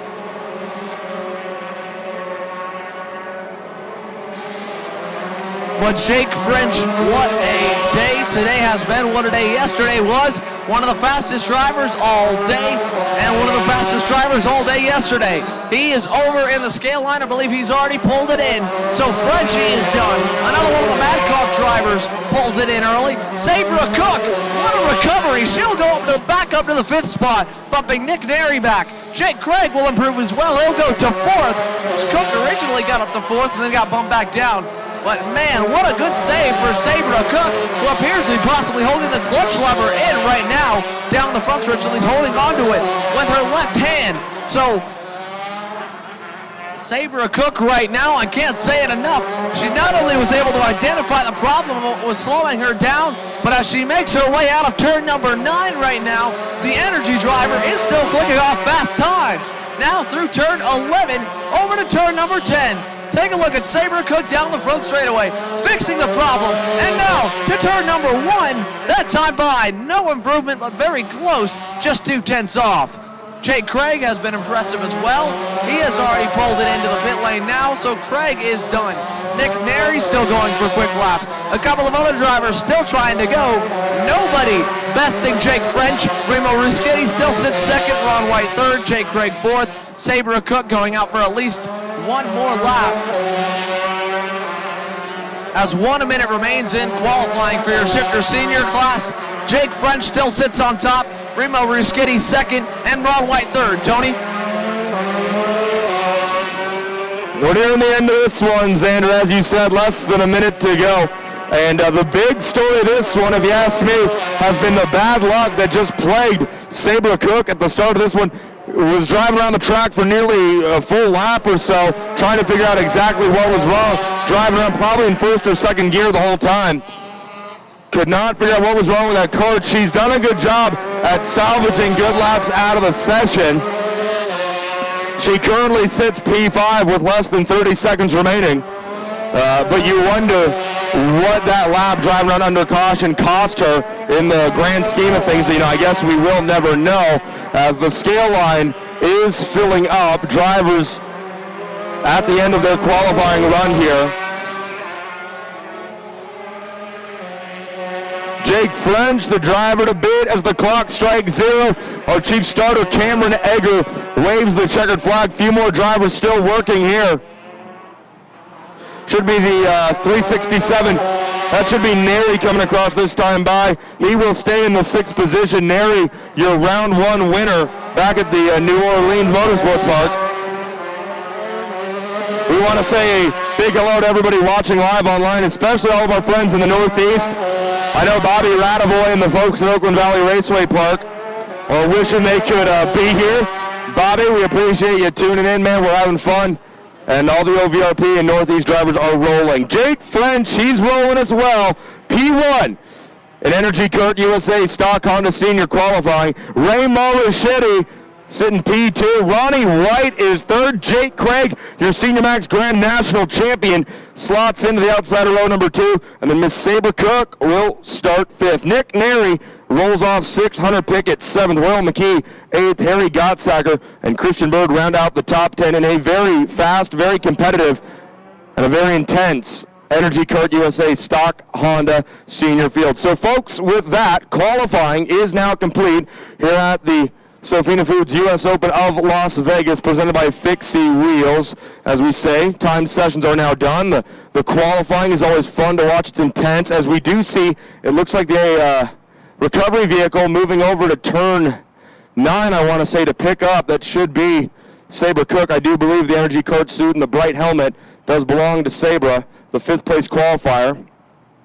She is unfortunately no stranger to bad luck here in Las Vegas, but the good news is it's happened in qualifying, and she will be back in time for our first round of heat races, which are getting ready to kick off next. Qualifying is done, folks, and we are getting ready for the first round of heats here this afternoon. First up on the grid, ready to roll out momentarily, it is the Rollison Performance Group Senior Max Field, getting ready to go green here in just a few moments.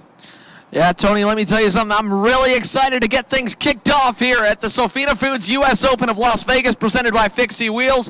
Your Rollison Performance Group Senior Max drivers, again, have been going through qualifying and all of practice, chasing one driver in particular. The Orlando Kart Center Tony Kart of Ryan Norberg had a 1/10 of a second advantage over the rest of your field in qualifying, and he has been at the top of your charts in nearly every single session. Norberg starts on the front row, and he's joined by the South African driver aboard the Sodi Kart. The Orange Machine from Dallas Karting Complex of Jordan Sherritt will roll off second.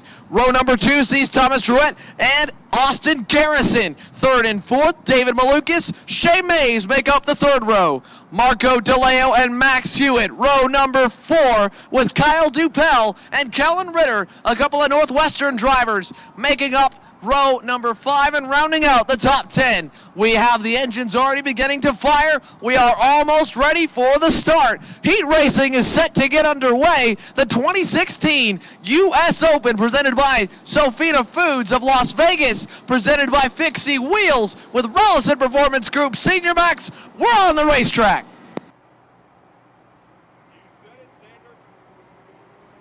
You said it, Xander. The carts are now being released from the staging area as they run down the back straightaway. Race director Chuck Yoder let these drivers know they will get one flying lap, and then they will come by the start-finish line to grid up, get side by side, and complete their formation lap. It is the first of 4 heat races this weekend for our Senior Max drivers. 4 heat races. Where you finish in this one is where you start the next one, and you earn points based on every finish in all 4 heat races. Driver with the lowest point total at the end of our 4 rounds will start on the pole for our main event on Saturday. Folks, it's been a bit of a break since we last saw you in Sonoma, California for the U.S. Grand Nationals at Sim Raceway, but we are back, and it is time for the final round of racing here in 2016. It is the final weekend of racing, and we're right back here in Las Vegas, Nevada. It doesn't feel like 12 months since we were last here, but it has been. We've enjoyed a lot of great racing, and it is time to get going. Ryan Norberg and the rest of your field are going to get gridded up 2 by 2 here. Jordan Sherritt, as Xander told you, makes up the outside of that front row. And Senior Max, yeah, have we seen bigger fields once in a while? Yeah, of course we have. But this is a stacked group of drivers. Of course, 2 big names that are not in the grid this weekend, Oliver Askew and Kyle Kirkwood. Oliver's still over, I believe, taking part in the Walter Hayes test over there. I'm not sure if Kirkwood is also participating, but they both still are over in Europe after a successful Team USA debut. Brands Hatch just a couple short weeks ago. We're going to miss them, but we're getting ready to go racing without them here in Las Vegas. Norberg on the inside, Sherritt on the outside, Druett and Garrison in row number 2. Folks, we're here in Las Vegas. They're gridded up side by side. They make their way into the tram lanes, and it is a very good-looking grid. What do you say, Cameron Egger? Let's kick things off. Let's go racing. Green flag in the air as they take off into turn number 1. Everybody shuffles out nice and wide. They make it to the opening corner. Everybody gets through cleanly, it looks like. Now to the double apex. Right-handers turns 2 and 3. They'll hit the right-hand kink, turn 4, and then into the chicane, the back straightaway. Norberg leads them to turn number 8. David Malukas off the start, got an awesome start in the BN Racing Barrel. They all dive down the inside to turn number 7. It is still Ryan Norberg, now by 3 kart lengths. Malukas up to second off the start. That might be one of the yeah, that's Marco DeLeo. He's gone to third, the inside line with a big jump. Jordan Sherritt now going to have to go back on the offensive as Thomas Druett goes to third. DeLeo, 3 wide contact. Austin Garrison goes around in turn number 11. He's going to lose a ton of spots as Norberg leads lap 1. Wow, what a start for David Malukas, and Walker Hess now on the move as Hess down to the inside for a position. He's there and he's through. Walker Hess getting around one of the comp coats. I want to say it was Lane Vicala. I'm not positive. Whoa, one driver up and over the barriers there at the exit of turn number 3. Or at least throwing the cart over. That was actually throwing the cart over. My mistake there. Over the barriers. Very frustrated, as Tony was mentioning. Out of turn number 7, though. Back up front. Through turn 8 for Ryan Norberg, David Malukas, Thomas Drouet, and behind them, that might be the cosmic of Kellen Ritter in 4th. So off and running now. Malukas, again, great start for him, trying to chase down Ryan Norberg as they come into the final 2 corners here to complete lap number 2. Norberg last time by a 51.553. Can he improve here? We will see. And he does, a 50.7. Malukas, Drouet, now it's Shea Mays, your quickest driver on the track. Good battling all the way around. Walker Hess, it was Max Hewitt that Hess completed the pass on last time by, going down into turn number 1. The 333 comp car driver out of Texas. Kapika runs 9th, and Kellen Ritter, 3rd place in your championship standings coming into the weekend, currently in 10th. The leaders make their way into the backside of the racetrack now. Out of 8, they head through the switchbacks. 9 and 10 and Ryan Norberg. Not sure if he's looked back, not sure if he cares that the young David Malukas is behind him. Norberg gets out in front and is able to just check out. He's improved his lap time every circuit around. We'll see if he can do it again. Norberg last time by a 50.714 across the stripe here to complete lap number 3. What's it going to be? No, he actually slows down to a .784. Drew A is now your quickest driver in P3. Still awfully physical racing all the way around the track here. Boy, Xander, you see it 10th on back. It's a dogfight. Oh, it is an absolute madhouse when you get outside of your leaders. If you look behind Kyle Dupel, right now that pack is led by Walker Hess, Carson Kapica, Max Hewitt the next in line, Kellen Mitter behind him. I originally mistook Shea Mays for Kellen Mitter. Mays coming all the way from down under. The Australian currently runs in 4th. P5, Marco DeLeo, and David Malukas is reeling in Ryan Norberg. He's cut the gap in half. David Malukas with BN Racing and Orsalon Racing this weekend is slowly closing in on your leader. I'll tell you what, now Walker Hess finds himself in a pretty good battle for the 7th position. It's going to be the 366 of Kapica that Walker Hess is having to defend against. That's the fight for 7th. They roll through turns 2 and 3 now. Hess leads, probably let's call it a 5-cart train. Hess runs in 7th. Kapica is 8th. They come to the chicane now. Walker Hess aboard the Kuna USA Tony car, and he gets a bump from the Cosmic of Kapica. They run down the back straightaway. Does Hess defend? No. Kapica stays in line. Up front, do we have a battle for the lead? Xander, it looks like we do. Malukas down the inside in 10. He's through as he and Norberg battle here. That's going to put Malukas out in front. New leader here in Las Vegas. Norberg back to 2nd. David Malukas, what a move back over at turn number 9. He's your new leader, as Tony mentioned. Ryan Norberg now going to slot in line behind and try to follow. Malukas is your fastest on the racetrack at the moment. The only driver quicker, Shea Mays of the Cosmic. He's currently reeling in all 3 of your top 3. The same with Thomas Drouet as they go down the backstretch. Norberg trying to separate with Malukas. He'll push him down to turn number 7. Heck of a battle now as they unwind the steering wheel. Out of turn 8, setting up for the switchback, turn number 9. Malukas got shot out of a cannon to take the lead away from pole sitter Ryan Norberg, and then behind them, 3rd and 4th, Drouet and Mays sitting back, watching and waiting. They come out of the short chute now down into 10. Norberg to the inside in 11. He's through. Malukas now back to 2nd. Norberg in the lead, and then there's going to be a spot opening up for 3rd as it's Drouet and Shea Mays going side by side. Shea Mays aboard the Cosmic picks up the 3rd position away from Drouet as we got a few carts slapping the barrier on the exit of turn 12. Everybody keeps it pointed in the right direction. Norberg now out in front. Xander, they head back down to 8. Is Malukas going to pull out and try something at the end of the straightaway? No, he stays in line. Norberg still out in front.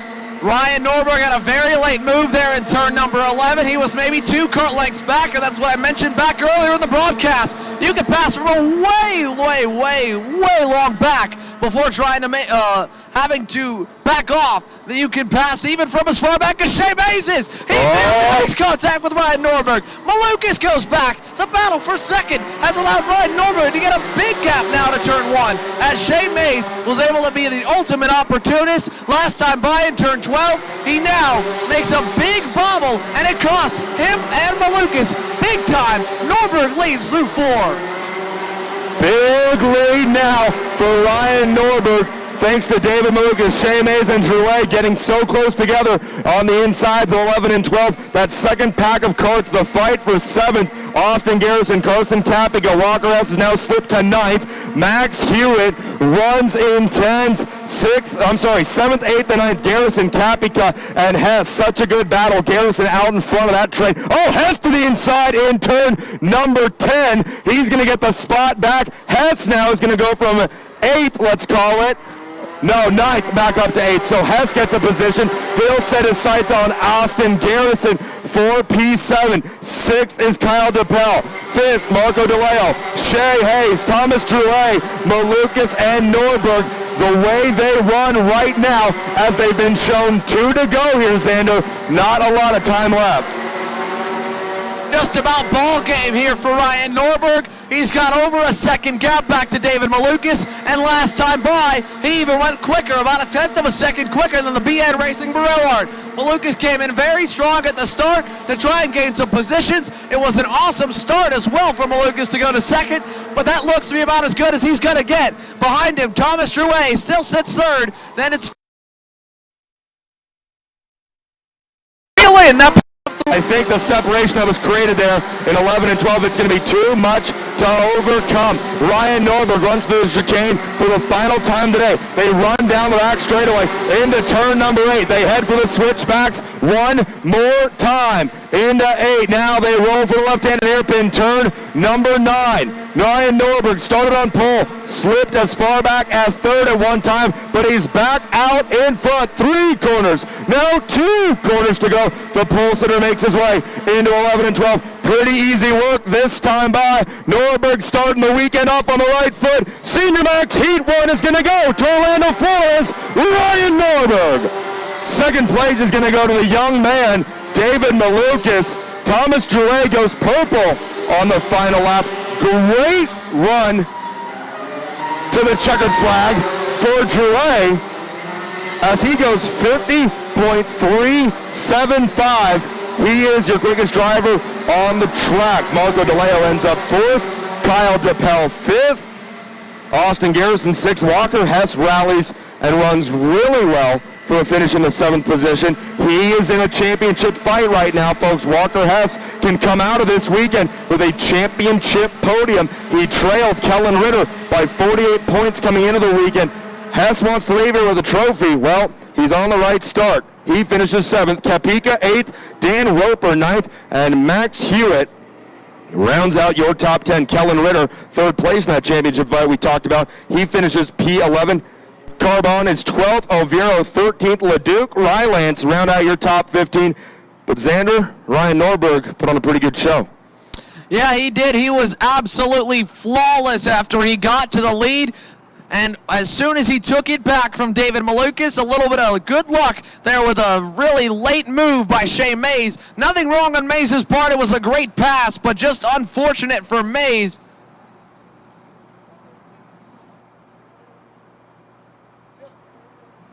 Just unfortunate for Shea Mays there with the dive bomb down on the inside of David Malukas. He had to lock up the brakes even harder than expected with how slow Ryan Norberg entered the corner. It really bottlenecked them as they went to turn 12 and continued side by side, and that gap of about 1.2 seconds was just enough for Ryan Norberg to slip away, and that's normally how it goes down in Rotax Senior Max and a lot of your full-size classes where they're so competitive at the front of the field that all it takes is one bobble for second, and that leader is gone. That's exactly what we saw here at heat number 1. We're still going to clear the racetrack of a couple go-karts over at turns 2 and 3, but Ryan Norberg sits on pole for heat number 2 after a win in heat 1 and continues to be the favorite this weekend in Rollison Performance Group Rotax Senior Max.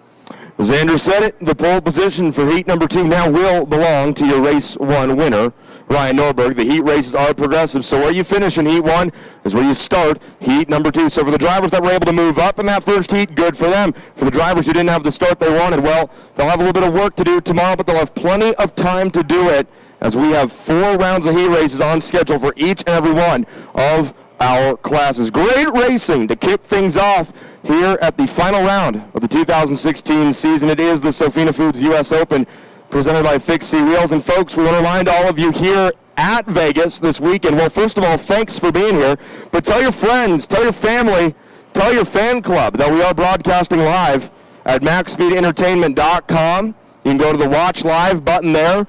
We are on motorsport.com, and we are broadcasting live on Race Monitor. The one and only Mike Weatherman is here, the genius behind Race Monitor. So, as always, to Mark and Mike, we thank you guys for everything you do with an incredible app.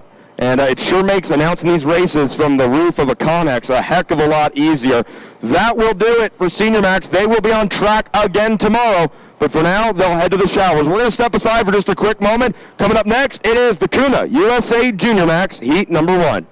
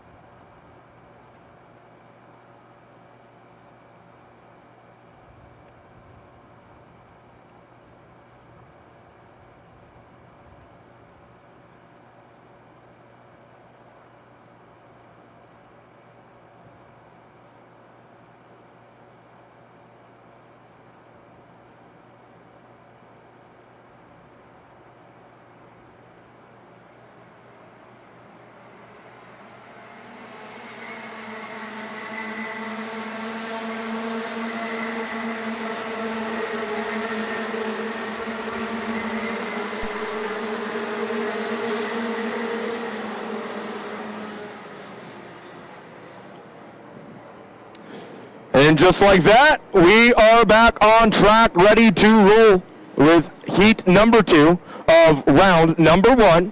That's some quick math for you as we are getting ready to go. The grid is now empty. The tuners are jogging to the stand.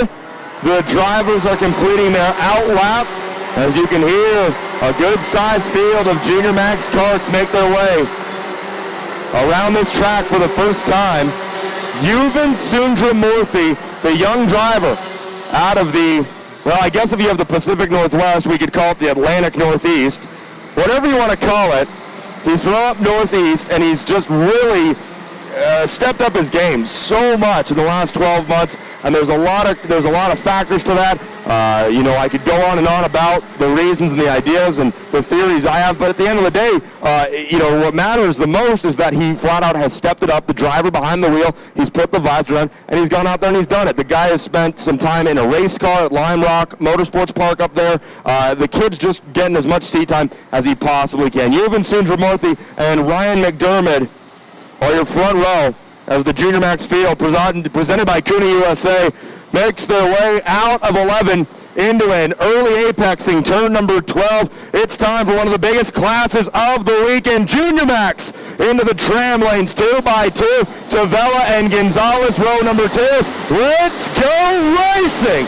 The revs come up, and Gonzalez gets a great start as last year's Mini-Max champion in this race gets into second. He's going after the lead right off the bat. Sundramurthy's able to hold on to it. Gonzalez got around McDermott inside turn number 1. He's up to second. McDermott now back to third. Tavella in the 4th position. Is Gonzalez going to try something down in turn 8? Yes, he is.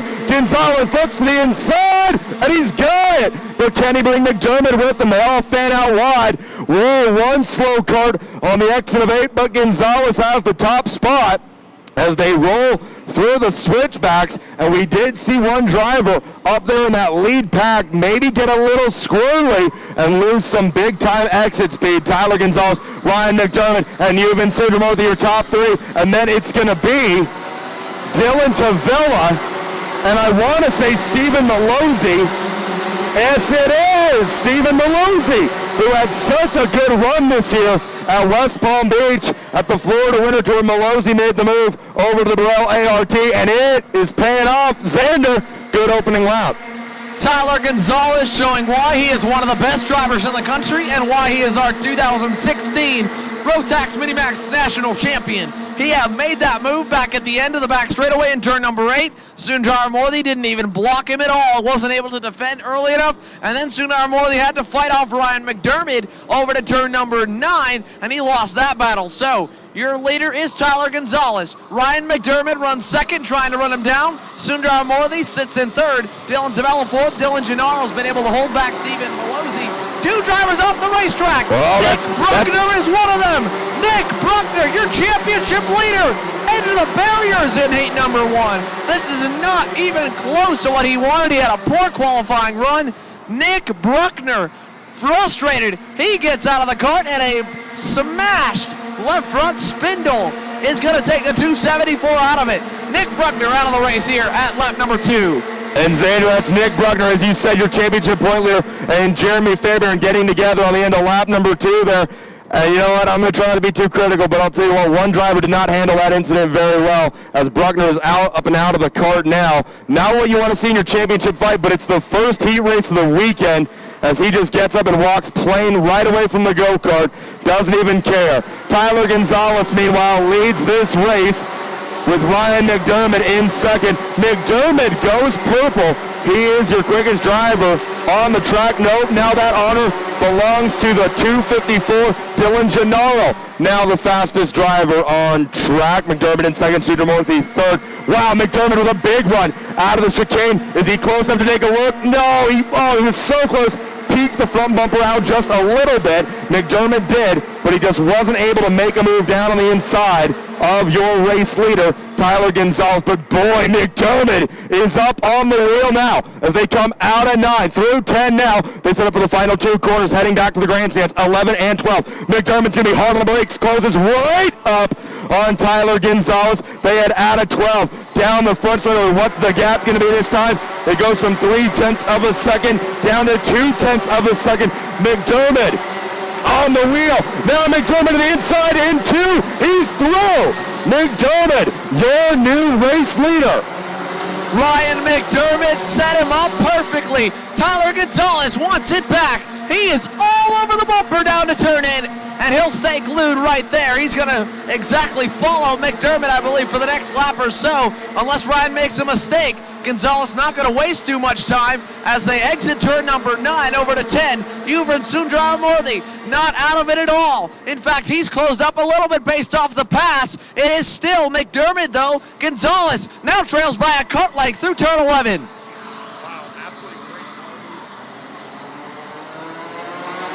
Late move last time by in turn number 2 for Ryan McDermott. He kept getting faster and faster, and then he made the move right there in an awesome passing opportunity. A tight right-hander, turn number 2, and he is now your race leader, Tyler Gonzalez. Like I said, he knows how to get around this place, folks. He was your race winner here at the U.S. Open last season in Mini-Max, beating out Hannah Greenemeyer and Jeremy Fairbairn in that race. Sundraramurthy here pulls her down to 3rd. Tavella up to 4th as the battle of the lead heats up once again. Gonzalez to the inside in 9. He is through, and he's got the lead back. Gonzalez is rolling here as we near the halfway point in this first heat race.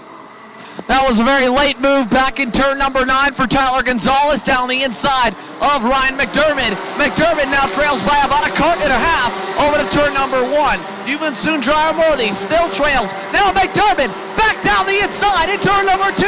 Ryan McDermott back to the lead. Tyler Gonzalez down to 2nd. Uven Sundraramurthy and Dylan Tavella right in behind. 4 karts in your lead train down to turn 8. But here's the thing, Xander, as these 2 leaders continue to battle, what does that do? It allows Sundraramurthy and Dylan Tavella, 2 of the prides of Oakland Valley Raceway Park, to make their way right up to the back bumper. And now this battle for the lead between 2 karts has turned into a 4-kart train. They come out of 10, down in 11. It's going to be McDermott on the barrel out in front, Gonzalez in 2nd, Tavella in 3rd, Sundraramurthy in 4th, and then 5th is the Tony kart of Dylan Gennaro, and it looks like Reese Cohen is closing up the gap as well here as we are on lap number 7. We're working lap number 8 now of our first heat race of the day. They come through the chicane. Oh, Gonzalez with a monster run. They go down the back straightaway. Does Gonzalez pull out? If Gonzalez doesn't, he's going to have to start defending against Dylan Tavella here pretty soon. Good fight. It's a 4-kart train up at the front as McDermott still leads the way here. He's got Gonzalez breathing on his back, but Dylan Tavella is there, ready to pounce in that 3rd position as we near the end of this one in Mini-Max. Yeah, and that 4-kart train is getting a little bit bigger every single time they make a pass. Dylan Tavella was able to get by Uven Sundraramurthy back over in turn number 8 2 laps ago, and he has stuck in 3rd. I believe arguably one of the fastest drivers on the racetrack is the Iron Rock Motorsports number 214. Now, as they exit turn number 5, through the bus stop, down the backstretch. Here comes Tavella. Here comes Gonzalez. Tavella down the inside of turn number 8. He'll go for 1. He'll go to the lead.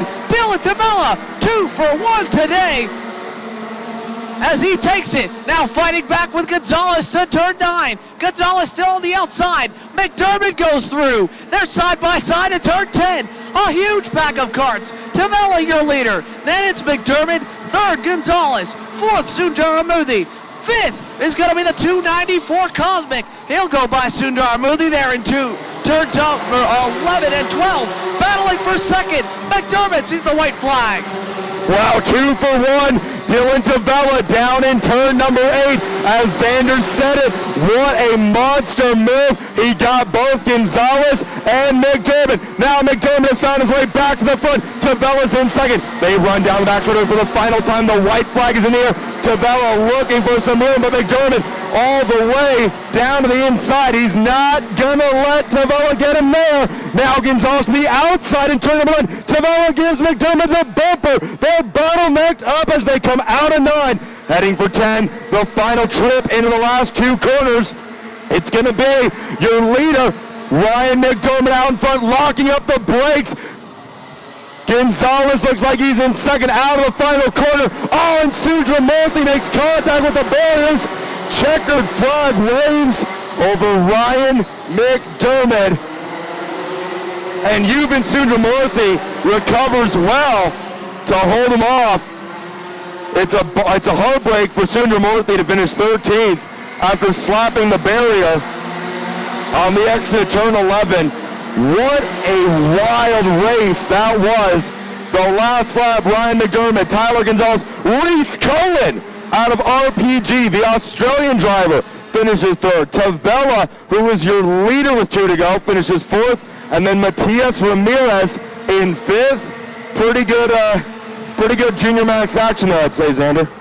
Yeah, that was an awesome heat number 1 here in Rotax Junior Max. And if that is a taste of what we will be seeing the rest of the weekend here in the Sofina Foods US Open presented by Fixie Wheels of Las Vegas, we are in for quite the show here, Tony. That was an awesome run by Ryan McDermott. Quite the battle for second as Tavella was all over his bumper and then got passed by Gonzalez over in turn 11. That race had just about everything, and nearly 9 carts ended in that lead cart train as they went down the front stretch to see the checkers. I'll tell you what, Ryan McDermott, Dylan Tavella, and all those kids up there in the front put on a great show.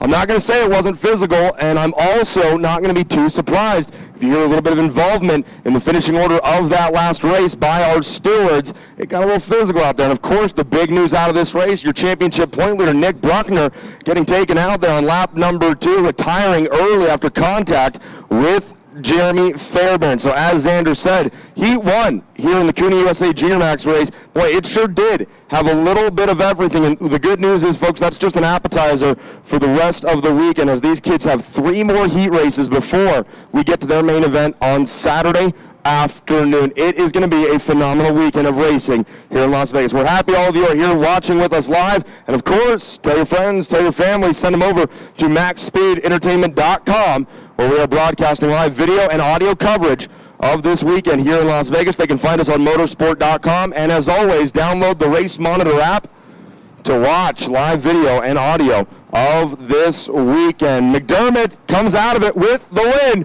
in CUNY USA Junior Max, getting ready for their first heat now down on the grid. It is the AM Racing Engines Micro Max category. They're coming up next.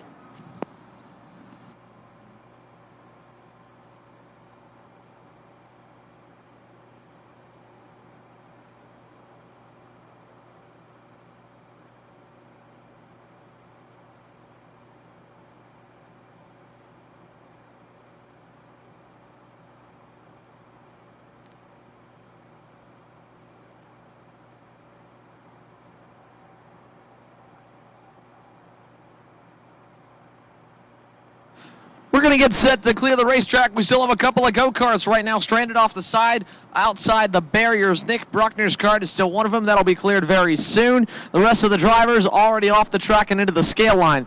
Your Rotax Micromax class is on the grid. Leading your field to the green, it's going to be your newly crowned Rotax Micromax World Champion. Diego LaRocque is on the pole after a flyer on his final lap around in qualifying. Santiago Trocini in the number 23 is going to join him on the outside of row number 1 to make it a Bennett lockout on the front row. Justin Arsenault and Josh Pearson are going to break up the blue and white machines. Arsenault aboard the Burrell, Art from Canada, and Josh Pearson aboard the Tony kart.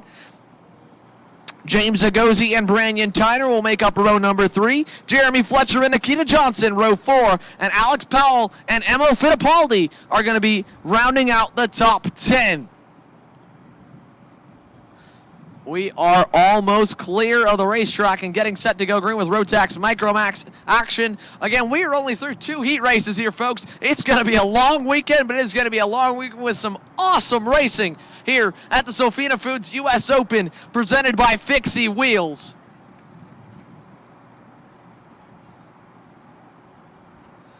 We will take a short break, and as soon as the Micromax engines come to life in the AM Racing Engines Micromax division, we'll get set to bring you the action once again.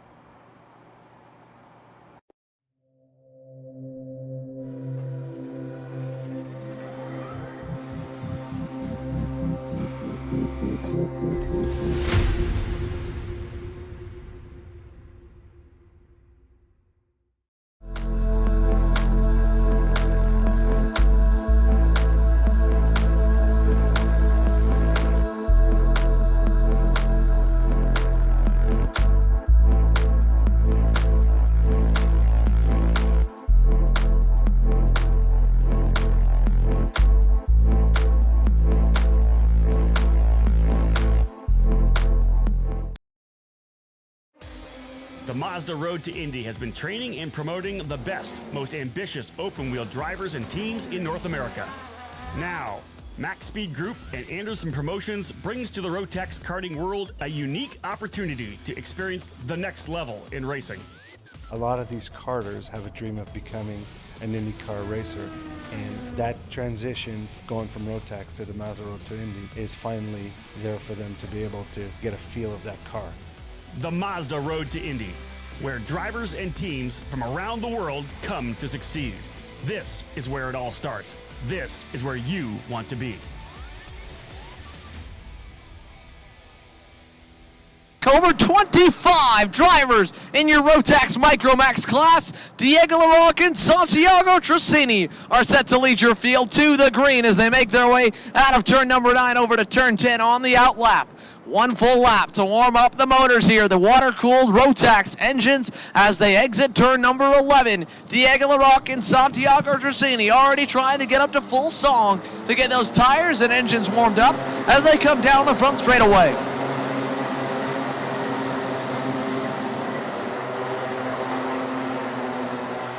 Driver into the barriers here on the outlap. That's the number 37, what possibly might be in one of the energy machines here coming out of turn number 12. That was Lassi Gaxiola and appears to be a little bit shaken up by the impact. But he's going to get up out of the seat right now. Lassi Gaxiola there in the number 37 Energy with a hard crash there into the barriers at the exit of turn number 12. We're going to try and really slow down our field. Diego LaRocque, Santiago Tracini going to lead them out of turn number 9 into turn 10. Tony Laporta back up here in the booth with me once again. We're set to call the action. Rotax Micromax is about to get underway. Yeah, Xander, as you said, the 37 slid wide on the exit of 12 on that outlap, and the field is all gridded up and looking good now. But we did hear a bit of a scream out of the 37. The driver is sitting up in the cart talking to officials now, but did receive a bit of an injury. Cam Egger, our chief starter, has the red flag in hand. I'm not 100% sure if they've gone red yet. Cam is going to run to the middle of turn 12 and 11. I think we're going to go red on this one and stop the field. It sounds like medical attention is going to be required on the 37. So again, if I could please have the parents of Gaxiola please to the steward's office. Again, we need those parents to the steward's office. There will be medical attention. We're going to hold the grid right at track exit. So again, going red after an incident on the outlap with the number 37 in the exit corner barriers. Just sliding wide. Snapped the cart around. Cart did not get up, did not leave the ground, but looks like maybe just a bit of a left arm injury possibly. We don't want to speculate, so we will let you guys know as soon as we hear something. But at this moment, our Micromax field has come to a stop over on the sections between turns 10 and 11. Grid looks good, paired up 2 by 2. They will be ready to go racing when we do refire here. But again, we do want everybody just to hang out. We'll bring you some information as soon as we know it. Again, the cause for the red flag on the way out of the pits on the outlap. Card number 37, Lassi Gaxiola, sliding around, making contact with the barriers on the outside of turn 12. And medical attention now on scene. So we're going to step aside and let the track officials do their job. And when we know something, we'll let you know. But right now, under delay here in Micromax.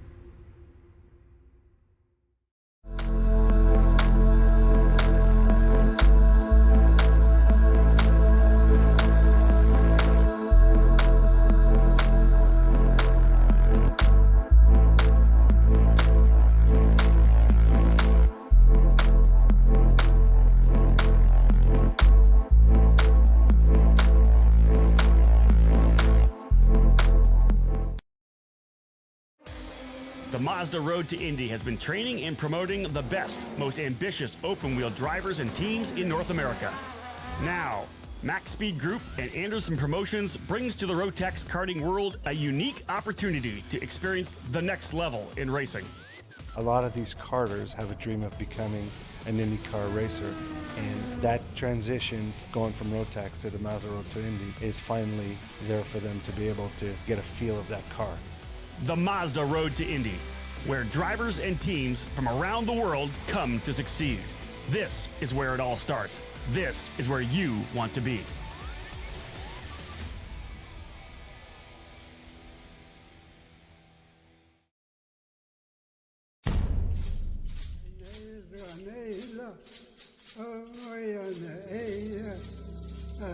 With multiple national titles in IKF, WK, SCUSA, and Rotax, the Rollison Performance Group put their experience to work for you.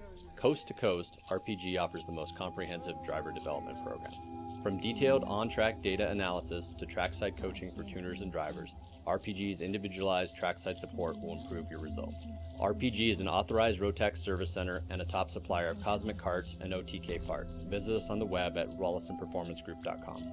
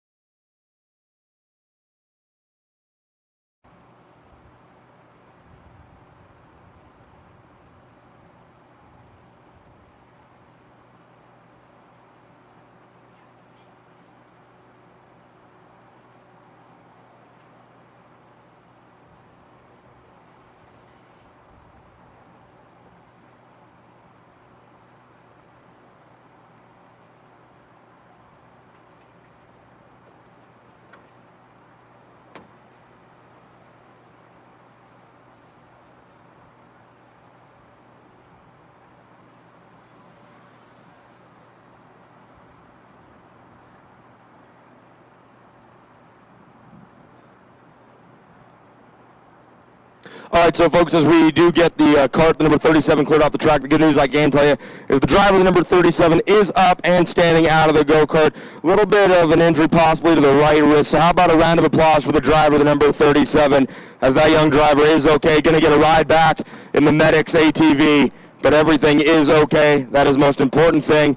They will repair the barriers here on the exit of turn number 12. The driver, again, most importantly, is okay. That's the best part of any post-crash update I can give you. So we're going to get everything cleared up down here, remove the ambulance, get the driver back to the pit area. Our Micromax drivers are being instructed on what to do right now.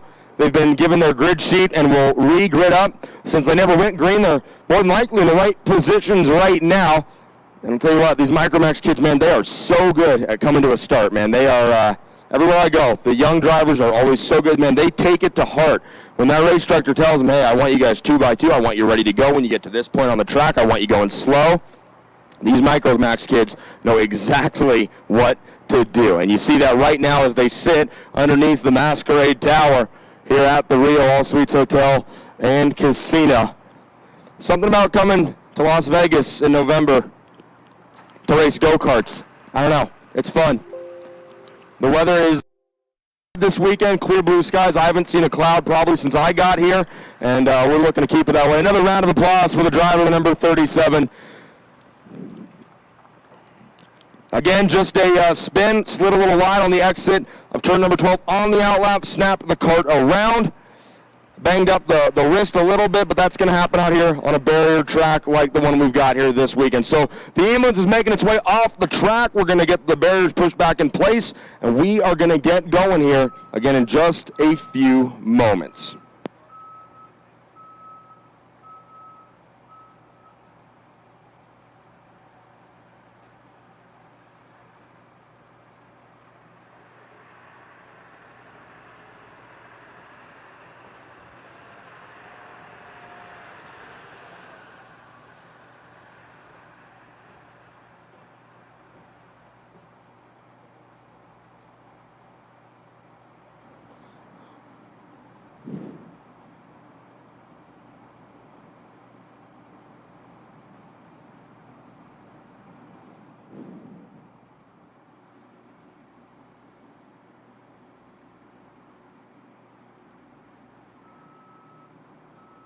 So while we've got this minute of silence, let's go back over the starting grid for you and tell you about the drivers that will make up this Micromax Heat Race number 1. Diego LaRock and Santiago Trissini are your front row with Justin Arsenault and Josh Pearson in row number 2. James Agozi, along with Diego LaRock, who had such a stellar performance at the Grand Finals this past month in Sarno, Italy. Agozi will round out your top 5. Brandon Tyner starts 6th with Jeremy Fletcher in 7th. Nikita Johnson rolls 8th. The Burrell of Alex Powell starts 9th. And Emo Fittipaldi, you should recognize that name, will start in the 10th position. The field now getting fired up. They're not just going to go green this time by. We're going to give them another flyer to put the heat back in the tires and warm everything up.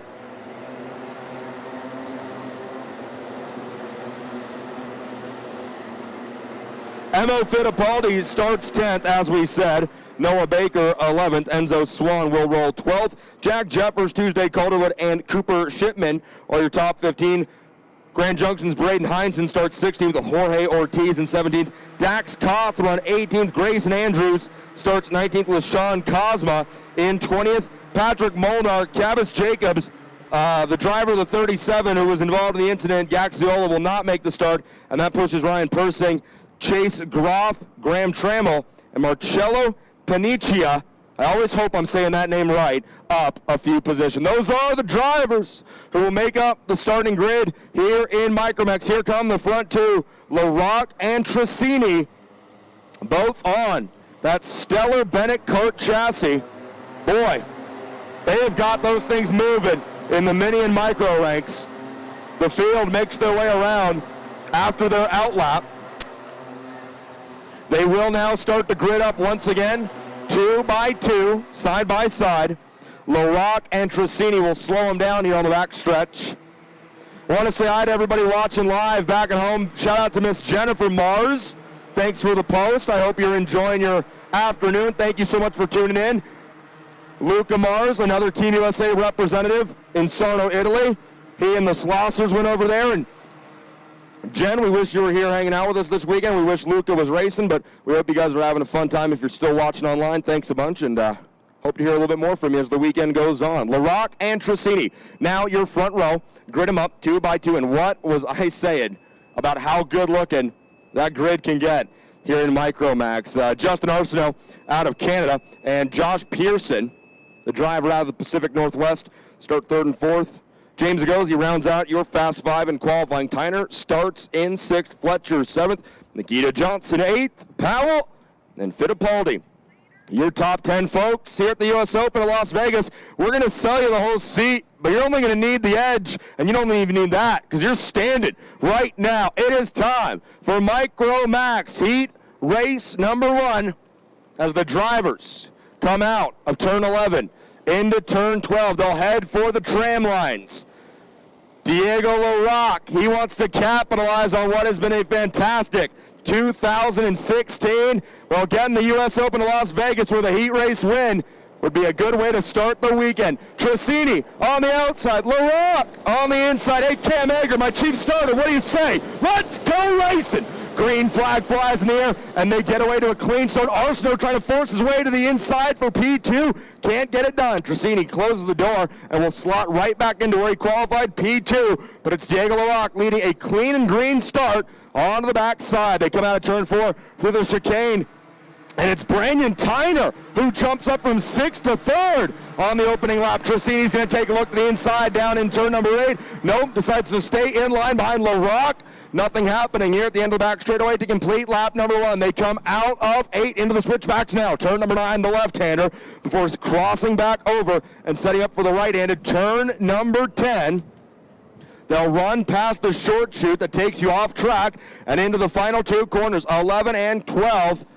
LaRock with pressure from Trissini early on. What a move by Tyner, though, to go from 6th to 3rd on that opening lap. Josh Pearson, Justin Arsenault, and Nikita Johnson all involved in a good battle. That's going to be for 4th, 5th, 6th, and 7th as Alex Powell joins the fray. That is that second train of carts as your front 3 are pulling away now. LaRock, your leader, as they head to the chicane, heading down the back straightaway, Xander. Yeah, Diego LaRocque, Santiago Tracini trying to get hooked up, but that plan's not going to go to the plan. Santiago Tracini down to the lead. Brandon Tyner tried to follow. They made contact, and Diego LaRocque's going to fight back to second as he was about to lose first. Now he's going to go back to the lead. He'll force his way through in turn 9. Now Tracini having to fend off Brandon Tyner. What a fight back for Diego LaRocque. We've got a battle here in AM Racing Engines Micromax. It is Diego LaRocque, Santiago Tracini, Brandon Tyner, the top 3. Moving farther back, Nikita Johnson started on the outside edge of the top 10. He has gone to 4th, just ahead of Justin Arsenault, leading the second train as out of turn 3 into 4 and 5. Back to your leaders. It is still Diego LaRocque, then it is going to be Santiago Tracini, and then it will be Brandon Tyner. Tony?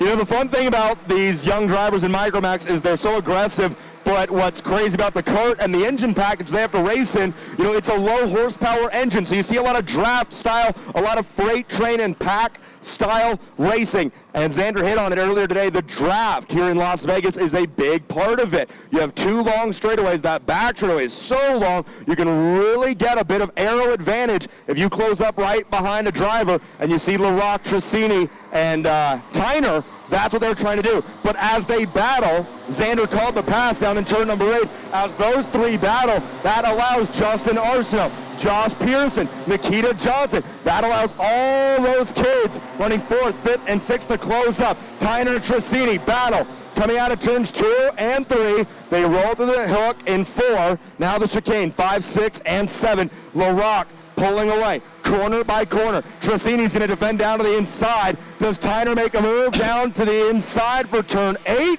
No. Tyner's going to hold his water, stay right there. And even though they're not side by side, these two are pushing each other, bumping, doing a little bit of this, a little bit of that, and it's allowing Diego LaRocque to pull away. This is what LaRocque wants to see right now, Xander, as they come out to complete another lap.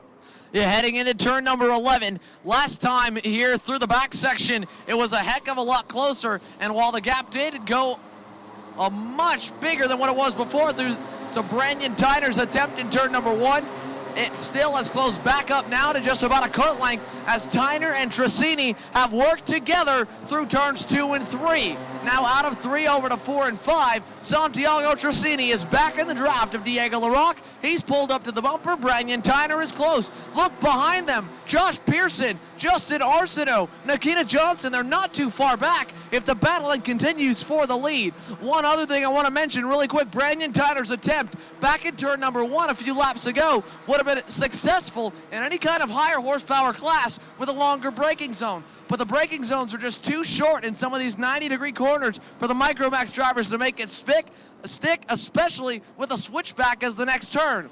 Now, to your leaders, it's still LaRocque. Tracini has been a little more patient this time as they come out of 12 down the front stretch. Tyner still 3rd. Tony?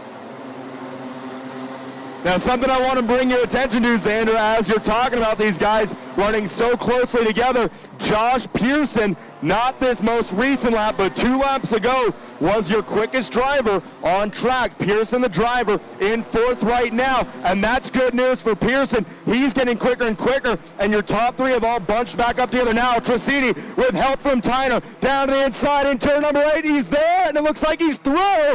Did Tracini get the position? Let's see if they unwind out of 8. Nope, LaRocque still showing the way. LaRocque able to pull the lead back out on the exit of turn number 8. But boy, Tracini got a big shove from Brandon Tyner as they went down that long back straightaway into turn number 8. But LaRocque stayed cool and did not let Tracini face him at all. We have passed the halfway point here. 6 laps completed, 2 to go in this 8-lap heat race as the fight up front still consists of leader Diego LaRocque, 2nd place driver Santiago Tracini, 3rd place driver Brandon Tyner, and Xander, I don't know. I'm not sure if Josh Pearson is going to have enough time to catch these guys. The leaders run down the back straightaway. Once again, Tracini takes a look. Tyner's willing to help him. They're on the inside of LaRocque, and this time it's going to work. Tracini to lead, and he brings Tyner with him. LaRock goes from first to third as we're getting ready for the final lap of racing here in Micromax. It's just getting good. One lap to go this time by. Get on the edge of your seat, folks. It is not just a 3-cart pack anymore. Nearly 5 carts as Justin Arsenault and Josh Pearson join the fray. Diego LaRock down the inside in turn number 12. He'll take over the second spot from Brandon Tyner. Now 3 cart lengths back from Santiago Tracini. Into turns 2 and 3. Tracini by 3 cart lengths. Nearly 4 as they head for 4 and 5 into the bus stop for the final time today in heat number 1 and today in action for Micromax. Down the backstretch. Here comes Brandon Tyner to the bumper of LaRock. He's going to go up to the bumper. Now look inside. He'll try it. Into turn number 8, still continuing to battle. Now nearly into the barrier as they come down to turn number 9. Tracini still your leader. Tony? LaRock and Tracini side by side in 11. No, 9, I apologize. LaRock got on the inside, and he's got the lead back. They now head to 10. Tracini left open a little bit of room, and that's all LaRock needed. Down to the inside through 11 into 12. He started on pole. He's going to finish out front. Your Heat 1 winner, Diego LaRock. Santiago Tracini made a good run coming out of that final corner. A really good effort. Held it tight out of the final corner, was hopping up and down in the seat, but just didn't have enough exit speed to get the spot away from Diego LaRock. So, as we all know, if you're going to sweep a weekend, Xander, you need to start with the pole, and then winning that first heat race ain't bad. Diego LaRock, he's on his way to a sweep. Yeah, Diego LaRock and Ryan Norberg both have started their weekends on a high note. And LaRock's move in turn number 9, something I did not expect at all. A very late braking move to get to the inside of Santiago Tracini. He threaded the needle. There was a little bit of contact, but after all, they gave room, and Tracini was unable to find a way back by through turns 10, 11, and 12 as we get set for DD2 and DD2 Masters. So Diego LaRock comes out of day number 1 here in Las Vegas as your winner. Tracini ends up second after leading at the white flag. Brandon Tyner put on a great show, moving from 6th to 3rd on the opening lap. That's where he'll finish. Josh Pearson finishes 4th with Jeremy Fletcher in P5. We'll tell you what, Dylan Tavella put on a good show in Junior Max. That was a lot of fun to watch. Fletcher rounds out your top 5 here in Micromax. Then it's Alex Powell in 6th. James Agozi started 5th, finishes 7th. Nikita Johnson 8th. Enzo Swan and Noah Baker, your top 10. M.O. Fittipaldi 11th. Jack Jeffers brings it home in 12th. Tuesday Calderwood, not a bad run in 13th. Jorge Ortiz and Marcello Paniccia, I always say his name wrong. He finishes in 15th. Cooper Shipman is 16th. Dax Cawthron 17th. Grayson Andrews 18th. Sean Kozma and Patrick Molnar round out your top 20 as Diego LaRock is letting the rest of this Micromax field know, hey, it might be my last year in this field, so I'm going to get as much out of it as I possibly can. Xander said it, folks. The hits just keep on coming. We're getting ready to fire the engines up in DD2 and DD2 Masters. Trevor Wickens is ready to go. We are excited. Are you excited, Mr. Wickens? How excited? 10 out of 10 excited. Wickens is keeping it 100 here this weekend in Vegas, folks, as Robert is getting ready to roll out here. He'll be starting this race P2. And again, Bizzotto, after wrecking in qualifying, will start on the inside of row number 2 in that 3rd position. DD2 is coming up next as they take to the track.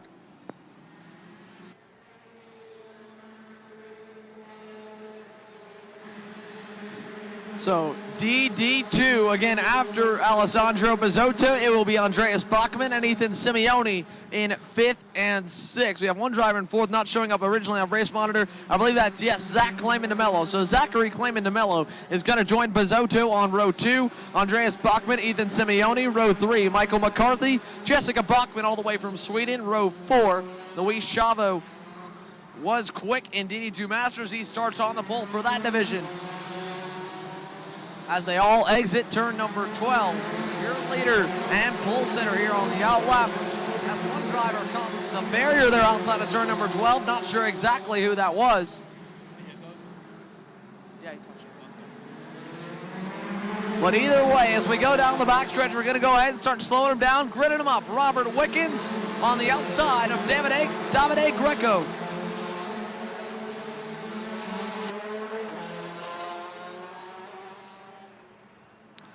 So as we slow them down through turn number 8, 9, and into 10, we've still got to really slow it down here. A lot of drivers still a bit ways behind, especially some of your DD2 Masters lagging back. So they're going to try and slow them down here really good heading into turn number 11. As we get set for the green flag. Into 11, once again, Davide Greco, Robert Wickens, Alessandro Bizzotto, Zachary Clayman DeMello. Your top 2 rows. We get set for the green. The field makes their way out of turn number 12. Xander Clements told you the starting grid. We're getting ready to go. Davide Greco and Robert Wickens, your front row, man. That inside line is getting quite a shove. Do they go green? Yes, they do. DD2 senior off into turn number 1. Big move by Robert Wickens. He's going to get the lead away. Now, here come our DD2 Masters drivers, led up front by Luis Schiavo and Luis Zervagon. Side by side, the green flag goes. We are racing. Schiavo does a good job jumping out to the front here in the DD2 Masters field. We are clean and green in both classes here in the combined Dallas Karting Complex DD2 and DD2 Masters field. Wickens, Greco, and Bizzotto are going to go to work now. Greco tries something on the inside of turn 10. Coming to the end of lap number 1, can't make it work. Wickens going to be hard on the brakes on the Maranello. Greco right behind him. And then Bizzotto runs third. Pass for second. That's Zachary Clayman DeMello. I was totally off. So Clayman DeMello with a monster start in the CRG number 413. Clayman DeMello with a great start. He's fighting for the lead right now. Davide Greco trying a very late move on your second place driver, Clayman DeMello, who's now going to go to the lead. Zachary Clayman DeMello down in turn number 8, goes to the top spot. He's now having to defend from Robert Wickens over to turn number 9. Behind Wickens, Davide Greco trying to move. Now Wickens going to go to the defensive into 10. The top 3 have broken away, but Alessandro Bizzotto is not too far back. Wickens now going to block into 11. Clayman DeMello trying to pull away. He leads out of turn 12 by 2.5 car lengths down the front straightaway. This is awesome to see. We've got Zachary Clayman DeMello, a driver that I totally called wrong for the first half of that lap as Davide Greco. Zachary Clayman DeMello, Indy Lights driver on the Mazda Road to Indy. I've had a lot of fun this year getting to know Zach. Goes by ZCD at the Road to Indy stuff. And man, the kid's a heck of a driver. And those of you who know Max Speed, know Rotax, Zach has been racing these events for quite a while, as well as a lot of stuff in Eastern Canada. And the kid can drive. You know, I'm not going to lie to you. Have people had an issue or two in the past with his attitude? Yeah, once in a while, as Bizzotto takes a good chop there at Wickens. But at the end of the day, whatever you think of Clayman DeMello personally, the kid is a heck of a driver, and that's what he's here to do. He's here to drive, and he's here to race. Last time by, Clayman DeMello laid down his best lap, which was a 49.423. Robert Wickens, Davide Greco, and Alessandro Bizzotto all behind. Bizzotto, your quickest driver last time by. Bizzotto went purple with a 49.217. So he is your quickest driver on the track. Boy, Wickens is defending against Greco pretty tough right now as they roll through the switchbacks. And then as always, let's check in on our DD2 Masters drivers. Luis Schiavo continues to lead Zervagon with Nathan Mull and Christoph Adams behind in third and fourth. Davide Greco lost a spot there trying to not defend like Wickens was, and that went to Alessandro Bizzotto. Bizzotto now up to third. Davide Greco down to fourth. He's signaling to work together, but they've lost a good bit of ground to Robert Wickens, who now tries to set his sights back on Zach Clayman DeMello, who through all the blocking and defending by Wickens has gotten quite the advantage down the back straightaway. Again, as Tony mentioned, it's quite the battle as well in your DD2 Masters group. A bit of a merge right now, a lot of drivers all together, but out in front it is still Zach Clayman DeMello in DD2. Then it is Robert Wickens, then Alessandro Bizzotto, and then he's followed up by Davide Greco. Finally in fifth, just on the outside edge of your top 5, as it's about a 5-car breakaway from the field here in DD2. That appears to be the other Maranello kart driver, the number 408 Maranello North America entry of Ethan Simeone. As we go through turn 1, no change in the top 5. Let's check in right now on our DD2 Masters drivers, as there's a good fight going on right there. Luis Schiavo, last time by, laid down his best lap, a 49.680.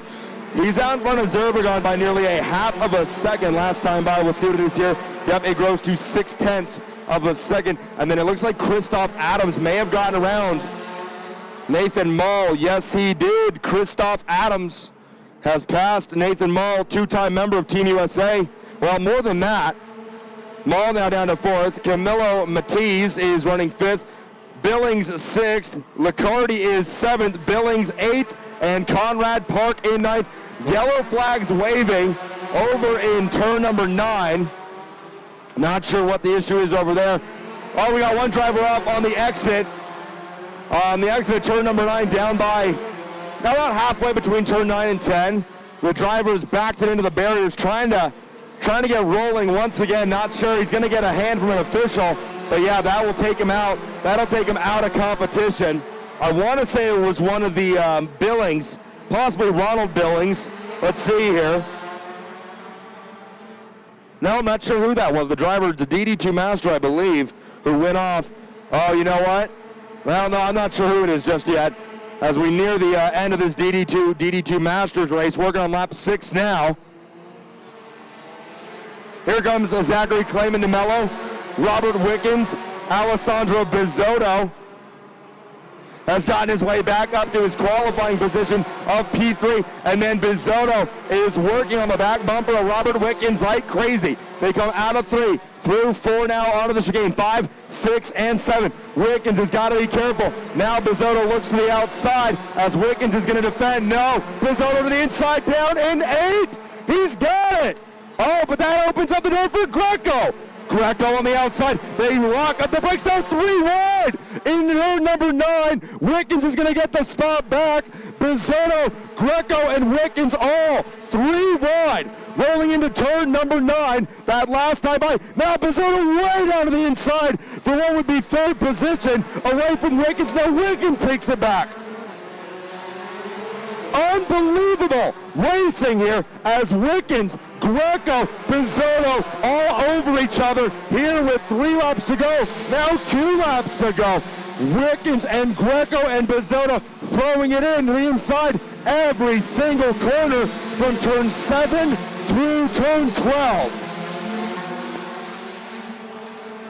That was some amazing racing, and that was a lot of contact. What was very nice to see was none of those drivers actually got involved in any kind of a crash. Robert Wickens, though, I'd have to say would probably be the instigator there. He was trying extremely hard to hold on to that position, and all that instituted a lot of contact between himself and the 2 PSL karting drivers, both between Bizzotto and between Davide Greco.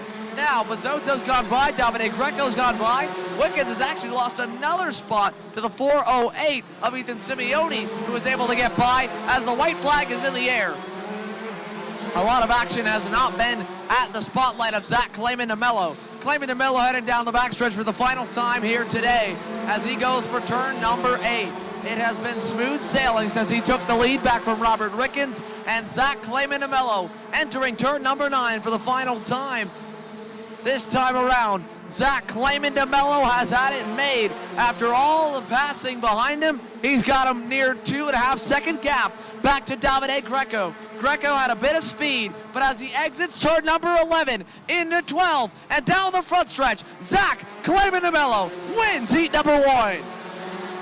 Back behind him, the battle in the DD2 Masters class. It looks like it will go to Luis Schiavo, who's got about a second gap, but it is still continuing to shuffle. That lot of seniors that are coming down by the line. And here we go, out of the final turn. The 5:46 of Luis Schiavo wins in DD2 Masters.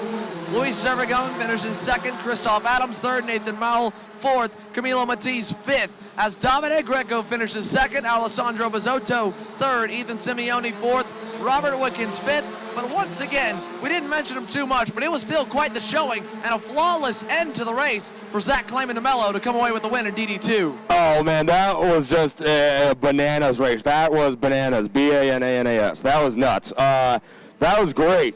I'll be honest with you, Clayman de Mello impressed from the start, yeah. But, boy, the battling, there's a reason, folks, that Robert Wickens is a DTM driver over in Europe because he's not afraid to make any move possible. If he sees an opening, he goes for it. We saw it between him, Bizzotto, Davide Greco. I mean, that was incredible racing in DD2 Senior and DD2 Masters. Big thanks to Mike Jones and Kevin Adds down in Caddo Mills, Texas, from Dallas Karting Complex for stepping up and sponsoring that category all year here at the U.S. Open. That was phenomenal. To the DD2 Senior drivers that just hit the scale, gentlemen, our hats up here are off to you because that was some darn good. That was like a 10-piece bucket of chicken, except it was a 10-piece bucket of fun. Like, that was just a good race. That was fun to watch. Tony, it's been a couple hours from lunch. I'm pretty hungry, and you're not really helping me right now. Yeah, it's always been a couple of hours since lunch for me, and when you eat as much as I do, it's not good. But that was just great racing.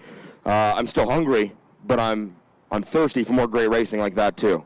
Honestly, I'm just surprised you're able to spell bananas. That really impressed me, Tony. I'm not going to lie. Yeah, middle school was the toughest 5 years of my life. We're getting ready for our next heat race. It is the PSL Karting Minimax category as they fire up down on the grid, getting ready to go. Again, just awesome racing. Shout out to everybody watching live back home. My man Artie Carpenter, he's up there getting that education at Oregon State University, and he's spending a little bit of time not studying and watching some racing. So Artie, hope you're having a great day. Hope you're having a great afternoon. We are getting ready for our Minimax heat race number 1 coming up here in just about 60 seconds.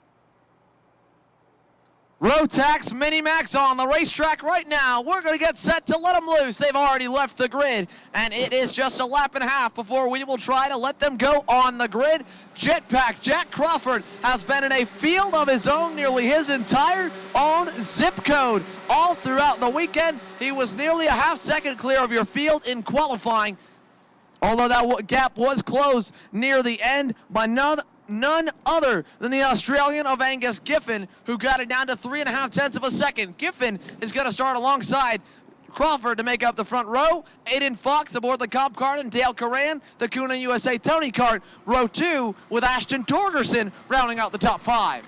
Yeah, it's going to be a good-looking grid here in the PSL Karting Minimax heat race number 1. Want to say a quick hello also to Miss Gina French, who is back home in the great state of Texas watching. Gina, thank you for texting me how to spell bananas. I think I got it right. I'm not sure. But as always, thanks for watching. And we hope you're having a lovely afternoon back home. I know Mark and Jake are here racing, so you're getting to enjoy some time alone at home. We sure wish you were here, though. As Xander said, this Minimax starting grid is full of big hitters. Jack Crawford and Angus Giffen battled in qualifying. Well, Crawford, if we're going to be honest with you, he kind of just walked away with it in qualifying. Aiden Fox starts third, Dale Curran fourth, and then we will get you the rest of the grid here in just a moment as our Minimax drivers make their way around the track. Jack Crawford, as dominant as he was in qualifying, the question is, can he maintain it in the heat race? And, I think the obvious answer and the obvious guess is, well, yeah, probably. He didn't tie any extra weight onto the go-kart, I imagine, between now and qualifying, but we will find out. Sometimes there's interesting strategies out there. I'm not sure what they're doing over there, but we will see as Crawford brings him down with Giffen on the outside. Fox starting third, Curran fourth, Ashton Torgerson fifth, Brienza sixth, Leung seventh, Contacha is eighth, Nephew starts ninth, and Thomas Martins rounds out your top 10. The field now making their way out of the final 2 corners, 11. Now into 12, this Minimax field, it's a good-looking bunch. It's a bunch of fast drivers. Crawford puts them into the tram lanes. Giffen on the outside. The revs begin to come up. The acceleration line, they've matched it, and they've green. Boy, Torgerson makes a move to the inside. Oh, is that going to work? Yes, it does somehow. I hear a few barriers getting slapped around. I think 1 or 2 drivers at the back of the pack made contact. But up front, it looks like everybody is off and running. Crawford shows the way. And then it's going to be Aiden Fox moving up into P2 with Torgerson in third. And is that Nephew in fourth? I want to say it is. He's going to have to defend quickly against a challenge for that spot as they roll down the back road. But Nephew's going to hold on to it. Torgerson, like I said, up to third. Good start for Aiden Fox on the Comp cart. as he rolls P2. Yellow flags waving at the end of the back straightaway in turn number 8. But up front, we are rolling, Xander, as lap 1 here in PSL Karting Minimax comes to an end. And it is Jetpack Jack Crawford. Jack Crawford again, the driver to beat. Everyone trying really hard to keep him in their sights, but he's got no challenge at all. Nearly 5 kart lengths back to Aiden Fox. Behind Fox, Ashton Torgerson all over the bumper. He's looking for a way by, couldn't find it in turns 2 and 3, and stays right behind the 144 of Aiden Fox. They're still close, but Jetpack Jack is absolutely on fire this weekend and already pulling away. Thomas Netvu has what I believe another one of the Minimax drivers all over his rear bumper. We'll take a quick look here, and that's going to be Joseph Brienza the second in the 105. As they exit turn number 9, it is still Jetpack Jack out in front, but this time through the bump drafting down the back straightaway that second and third have been doing. Aiden Fox, Ashton Torgerson are reeling in Jetpack Jack as they head for turn number 11. You know, one of the big stories out of that first lap, Xander, it looks like Dale Curran, who was up in the top 5 at the start, got knocked all the way down to 20th position. He seems to be the last running kart on the track right now.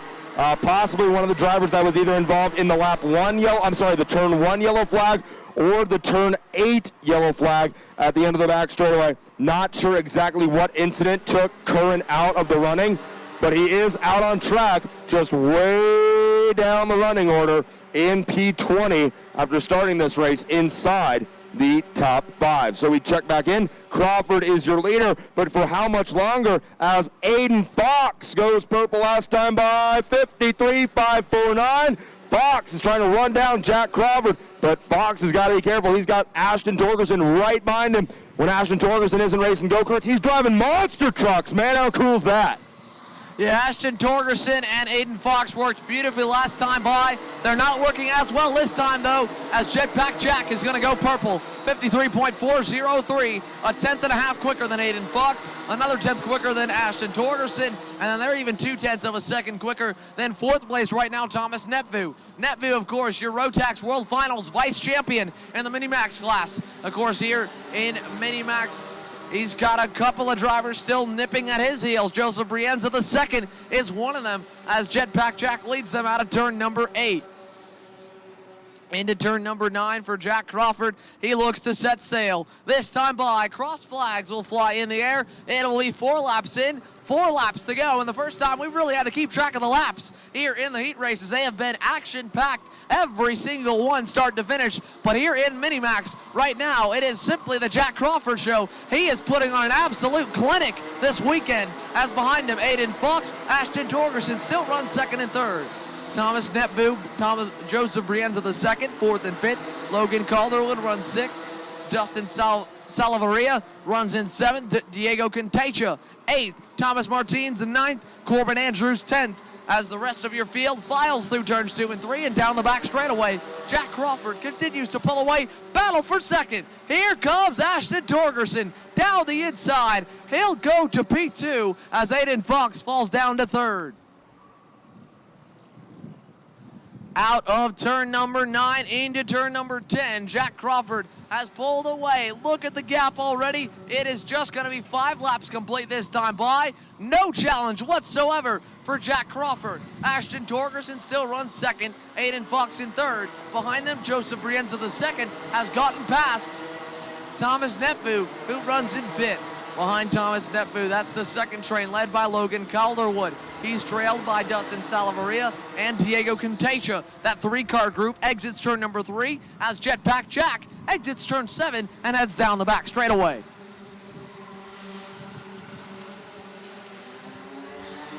Out of turn number 7, or turn number 8 once again for Jetpack Jack. Calling him around, and he's just been flawless here from the start. A solid start, a bit of a jump that really caught Angus Giffen off guard. In fact, Giffen has fallen way down the order to 13th. He might have collected a little bit of damage. He is still very quick, though, only about 2/10 off the fastest lap time set by Jetpack Jack, but deep in the order and not a lot of time to recover. It is all about getting a good and clean start, and unfortunately for Angus Giffen, that was not in the works here for heat number 1. We'll see if he can improve for heat 2, as he's going to have a much deeper starting position than the outside of the front row. Giffen currently runs 13th all the way from Australia. now up to 12th in the 147. Down the backstretch again, Jack Crawford, your leader. Second, Ashton Torgerson. Third, Aiden Fox. Fourth, Joseph Brienza the second, and fifth is Thomas Nepvu. A big gap there for your top five, all separated by a minimum of 3 to 4 cart lengths as they exit turn number 9, and Crawford has checked out. No chance of anyone catching the 152 besides a mechanical failure, but that's hard to find on your Kuna USA Tony Kart machines. Outside of turn number 11 and into turn number 12. Jack Crawford this time by. We'll see the white flag in the air. 1 lap to go for Jetpack Jack. Well, after getting the lead or getting the second position and pulling away a little bit earlier, it appears that second place, Ashton Torgerson, is being reeled in just a little bit by Aiden Fox. Although through turns 2 and 3, a bobble there from the comp cart driver cost him a lot of time. Torgerson still holds the spot by 5 cart lengths.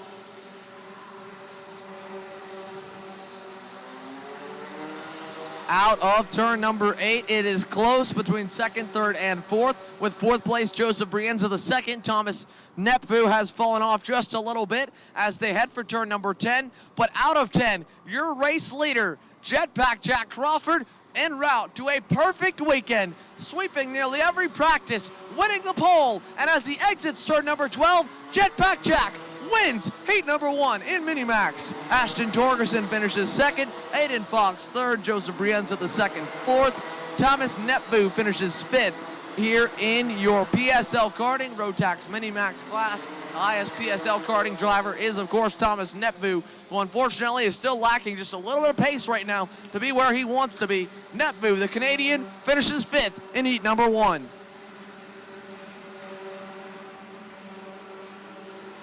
Next up is our Rotax Masters Max class, brought to you by Falcone GP.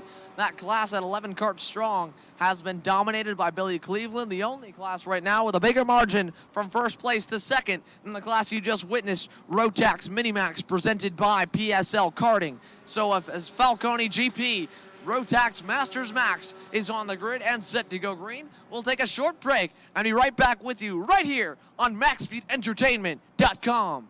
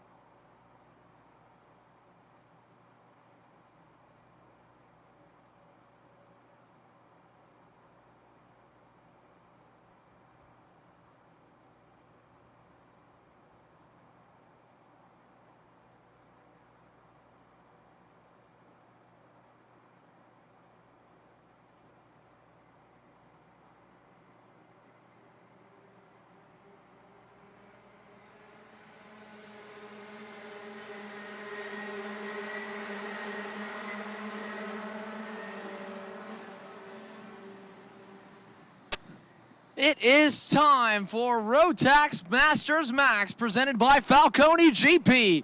As they hit the racetrack, we have already cleared the grid, and we're getting set for Shifter Masters. Our stock Honda Shifter Masters class making its way onto the grid, and of course,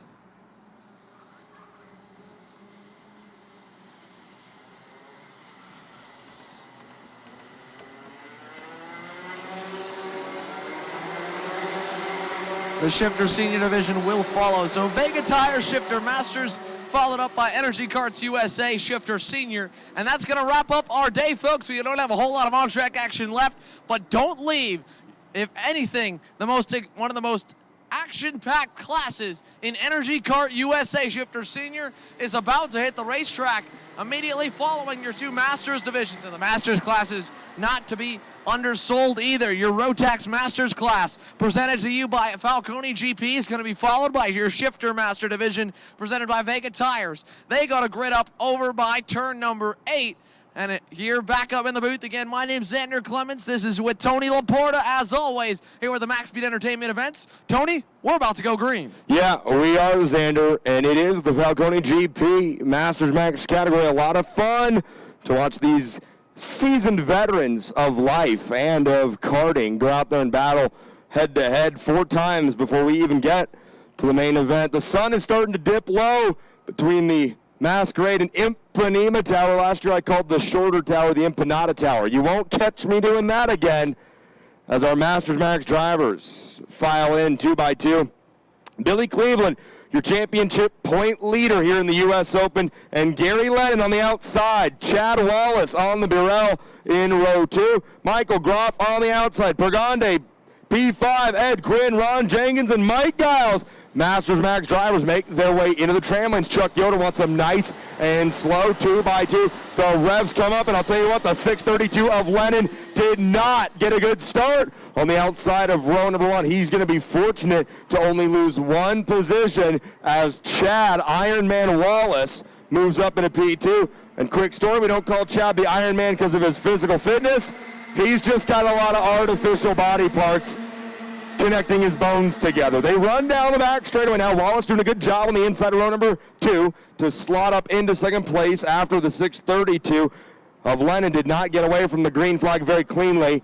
Wallace now with quite a bit of congestion behind him. Dave Pergande runs third, it looks like, right behind Wallace's back bumper, as Billy Cleveland out in front by a country mile to end lap number 1 here, Xander. Cleveland is looking good.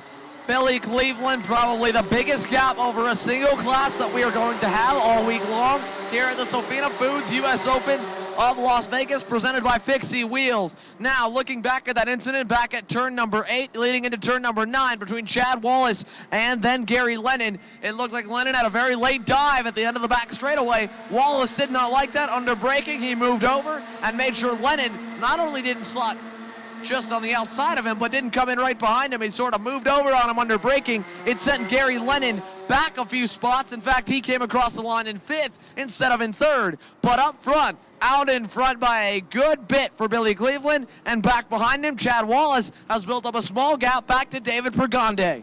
You know, Pergande's running 3rd right now, and he's got his tuner, the one, the only Josh Huff, spinning the arms. The sleeves are rolled up. He wants Pergande to know it's time to go to work. As they come out of the final corner, David Pergande is trying to separate himself from Michael Groff. Hey, Huff, your driver's doing a good job. He just went purple. That time by Pergande, the pride of Louisiana, goes purple, 52.048. Dave Pergande, originally from Houston, Texas, relocated to go to college at Louisiana State University. He's been down that way ever since, and I'll tell you what, the driver got hooked up with FTK Full Throttle Karting from Southern California, and that's a motley crew right there. And Pergande is set up well right now. He's running 3rd again. Michael Groff from Washington State right behind him, but Pergande looks good. Cleveland looks a bit better, though.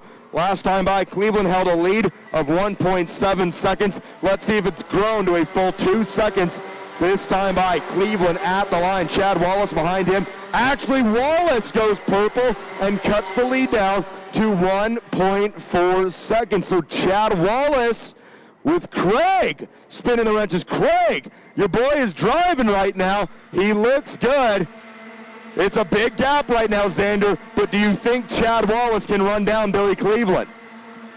Going to be tough. The Masters Max drivers here in the division sponsored by Falcone GP are sometimes some of the most inconsistent drivers compared to the rest of your grid just because they're not always in the seat every day of the week, like a lot of your Junior Max and Mini Max, Micro Max, and even some of your Senior Max drivers, as well as some of your Shifter Seniors. So it's hard to say. He did click off a very quick lap, but he's going to need to do a whole lot more of those to even get close at Billy Cleveland. As Cleveland comes down the front straightaway right now, that gap is about 1.7, and last time by, Cleveland pulled it back to 3/10. It is back and forth, but I think Cleveland's got this one, a solid gap that continues to increase out of turn 5. Yeah, that lap right there of 51.5 was what Cleveland needed. The lap was, 2 laps ago the lead was 1.7 seconds. Then Wallace went purple, got down to 1.4 seconds. But thanks to that last lap by Cleveland, the lead now has grown back to 1.7 seconds. So Billy Cleveland doing what he needs to do right now as they're coming down to see lap 5 completed. We near the end of this one. Cam Egger will be showing them 2 to go before too long here. Wallace had a good lap going there. And let's see what's going on with this fight for third. Michael Groff and David Pergande still going at it, and they have a little bit of company in off-pole starter Gary Lennon, the driver on the Praga. As these guys come across to see the crossed flags, 5 down, 5 to go. Cleveland goes purple once again at 51.504. Pergande, Groff, and Lennon having a good 3-way battle coming out of the chicane down the back straightaway. And folks, we want to do our best for you, Xander and I, to explain to you the track here at the Rio. It is I'm going to call it about a 7/10 of a mile, 12-turn street course built in the parking lot right behind the Masquerade Tower here at the Rio All Suites Hotel and Casino. It's twisting, it's winding, but it's not narrow. The big thing we've heard from all the drivers this weekend, it's wide. There's room to race here, and that is what we like to see. Max Speed came in last week and poured, I don't know, let's call it 1.5 inches, 1 3/4 inch tall curbing on the insides of all the corners, on the interior of those curbing, red and white Scribner barriers. The track flows beautifully. Turn 1 is a fast left-handed 90-degree corner. Then they spill into 2 right-handers, turns 2 and 3, maybe 100 feet separating the 2. Then turn 4 is a bending kink. 5, 6, and 7 is a right, left, right chicane. They run down an angled back straightaway before hitting turn 8, a 180-degree hairpin. They run a few hundred feet to a left-handed hairpin, then a third hairpin. The right-hander is turn number 10. They hit a quick kink that shoots them into turn 11, a right-hander before the final corner, a left-hander turn 12, and that is what the track looks like here this weekend. The best news that I have for everybody watching at home online right now is you get to see the racetrack, because here at Max Speed we are going to show you the racetrack, not just let me and Xander describe it to you, because we think talking about racing is cool, but getting to watch racing is even cooler. So when I'm not doing a good job describing it to you back home, well, just open your eyes. You can probably see what's going on better than I'm telling you. Yeah, and it's an awesome track, as Tony was describing here. Of course, this track created last year, was fine-tuned and readjusted here for 2016, but the layout is really good. You have a lot of good passing opportunities, especially in your higher horsepower classes. You can pass in turn number 1 and turn number 2, the braking zone just long enough in some of those high horsepower divisions. You can somewhat pass in turn 2 in the Micro Max and Mini Max classes. Then all the way down the back straightaway, not much of a passing zone until you get down to turn number 8, which is a great passing area, probably the best and easiest on the racetrack to get down inside because of how much speed you have and how long that braking zone is. Then you go back over to turn number 9, a good passing zone over there as well. And that one is still a pretty long braking zone, not as long at the one over at turn number 8, but long enough you can get down the inside from quite a few kart lengths back if you really wanted to try to go all the way down the inside and as late on the brakes as you could. And then again, same thing back over at turn number 10 in the back section. Once again, a 180 hairpin switchback that everyone moves back over on the racing line for, and so it's very easy to get a just a nose to the inside. And, of course, with the braking zone that long between the hard tires they run in most of your road tax classes and the medium tire and the shifter classes, it's a long braking zone that you can pass into. Turn number 11 is a little bit trickier to pass in. The same with turn 12, but it can be done as the white flag comes in the air for Billy Cleveland. With 1 lap remaining now, Billy Cleveland doesn't have a whole lot to worry about. He's got even less to worry about thanks to a near 4-second lead over the next closest driver. That is still Chad Wallace. Dave Pergande has held on to third this whole race after getting around off-pole starter Gary Lennon on the green flag, but it's actually been Lennon improving his position. Michael Groff has slipped to 5th. Lennon's up to 4th. Pergande 3rd. Wallace is in 2nd, but as this driver makes his way into the final 2 corners, he is a threat every single time he's on track, and he's made notice that he's here to dominate in Vegas. Billy Cleveland wins it in Heat 1 here in Masters Max, brought to you by Falcone GP. 2 good friends of mine, Chad Wallace comes home 2nd, and David Pergande ends up 3rd. Heck of a battle there.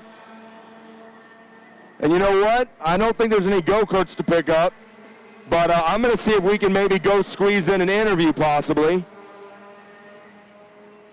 because that was some good racing. I want to talk to Billy Cleveland and see if he got bored out there. So Xander, why don't you tell him how the rest of the field finished, and I'm going to go talk to our Masters Max drivers. Yeah, you better run in, Tony. Get some exercise. You look like you could use it down there to the scale line. Anyway, we'll go ahead and get ready there for our Shifter Master class as we get set to go green with them. It has been quite the battle most of the weekend between Ryan Kinnear, Chris Jennings, and Kevin Woods. Now, of course, Jennings had a bit of a problem in qualifying. Another driver who's been sort of sticking his nose towards the front of the grid is Gianfranco Casade.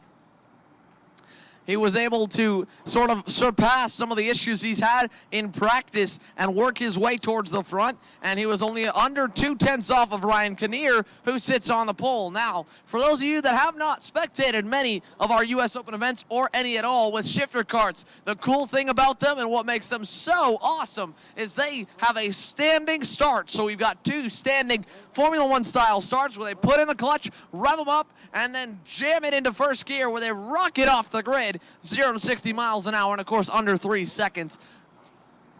If not more, pushing nearly 3 Gs in some of our faster turns. I'm sure we're getting a couple of G-forces there over at turns 4 and 5 with how quick that is as they head down the back straightaway.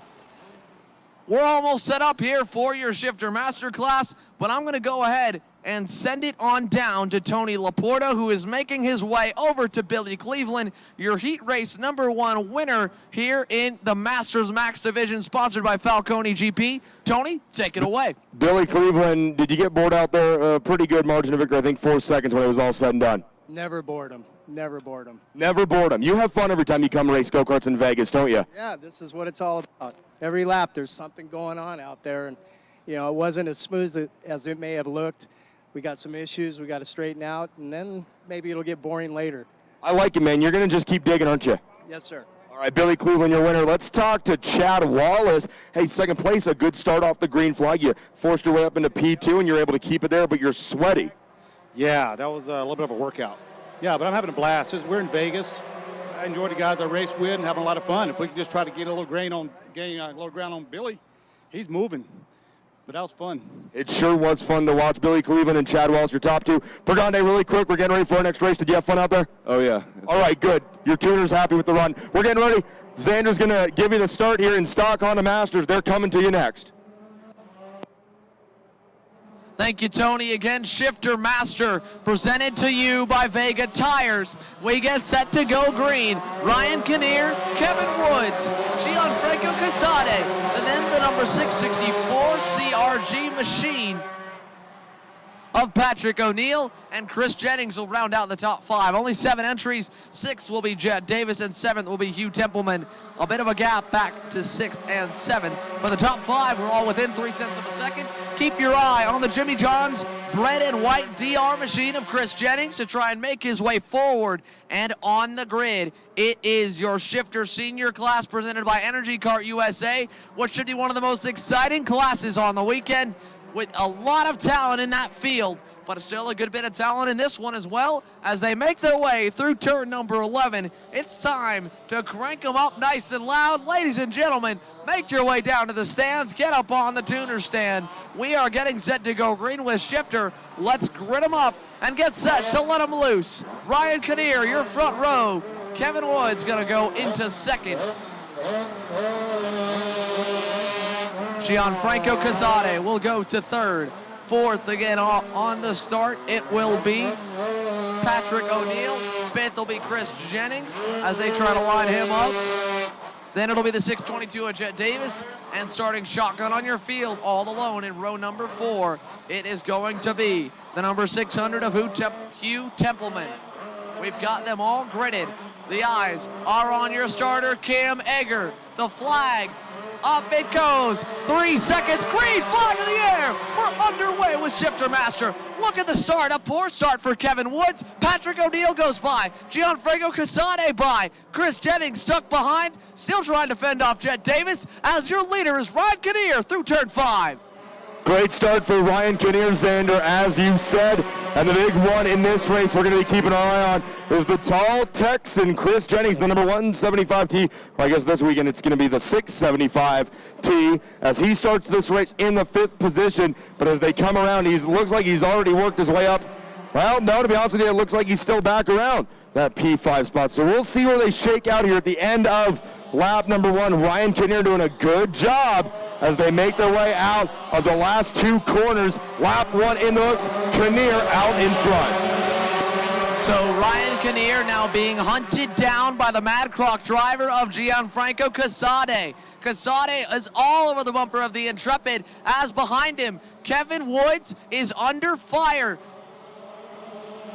from Chris Jennings. He is also all over the bumper of Patrick O'Neill. Here comes Jennings down the inside in turn number 8. Chris Jennings to P4. The tall Texan, as Tony commented, now up into the 4th spot ahead of Kevin Woods, as it is still Ryan Kinnear out in front. Gianfranco Casade still runs in 2nd. Then it's a little gap back to Patrick O'Neill in 3rd. Jennings beginning to slice and dice his way towards the lead as Kinnear still shows the way.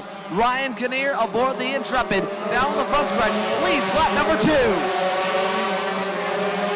Now Jennings working on the inside of the 664 of Patrick O'Neill. He's got the spot move. Jennings up to P3 really quickly. I need the driver of the number 407 for the steward's office. Again, I need driver of the number 407 for the steward's office, please. That is by request of your chief steward, Mark Michonne. Meanwhile, back on track, Ryan Kinnear. He probably can't hear the footsteps, but he might just feel them soon, as Chris Jennings has moved up from that 5th place starting spot, from 4th now to 3rd. Only between he and Kinnear is going to be the 648 of Cassidy. In the Mad Croc chassis, they unwind the steering wheel and run down the front straightaway. Kinnear looks good, that time by a 48.083 for Kinnear. Gianfranco was a 48.1. And then Jennings, 1.1 seconds back. His best lap, though, a 48.2.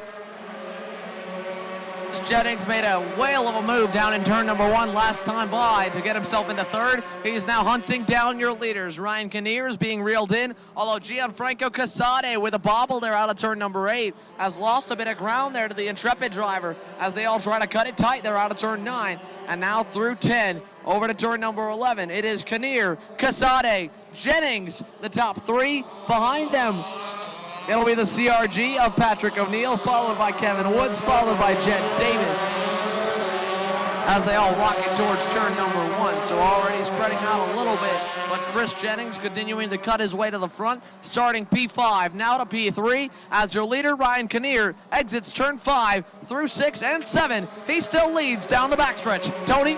I'll tell you what, Kinnear doesn't have a lot to worry about right now, Xander. He just cracked the 47-second barrier by dropping into the 47.900 lap time. That is a phenomenal lap around this track here as we work lap number 5 here at the halfway point of our Stock Honda Masters race, brought to you by Vega Tire. Boy, Kinnear is on it right now. Cassetti, he's right there in P2, not far off. Let's take a look at the gap this time by. Cassette was about 4/10 off last time. It goes to 9/10. Now Jennings goes purple. Chris Jennings with a 47.860. Jennings best lap of his personal race and best lap of the race overall. I don't know. Might be a case of too little too late for Chris Jennings, but the good news is if he stays where he runs right now, Xander, in third position, that's an inside row 2 starting spot when they get to heat number 2 tomorrow afternoon. True, Tony, although it's granted it's not as big of an advantage to be on the inside row in a shifter kart start as it is in the single speed stuff. It is great to be 1 row ahead, but honestly, inside or outside, Chris Jennings is just going to look for some clear track. He got held up a little bit on the start by Kevin Woods, who did not get a good launch at all, and that sort of prevented Jennings from working his way forward. But now he is closing in on Gianfranco Casade for second. Casade aboard the Mad Croc, and then Jennings aboard the DR as they rocket down the back straightaway. They both are losing a little bit of ground, though, to Ryan Kinnear. The question is, can anyone catch the championship racing Intrepid through turn 9?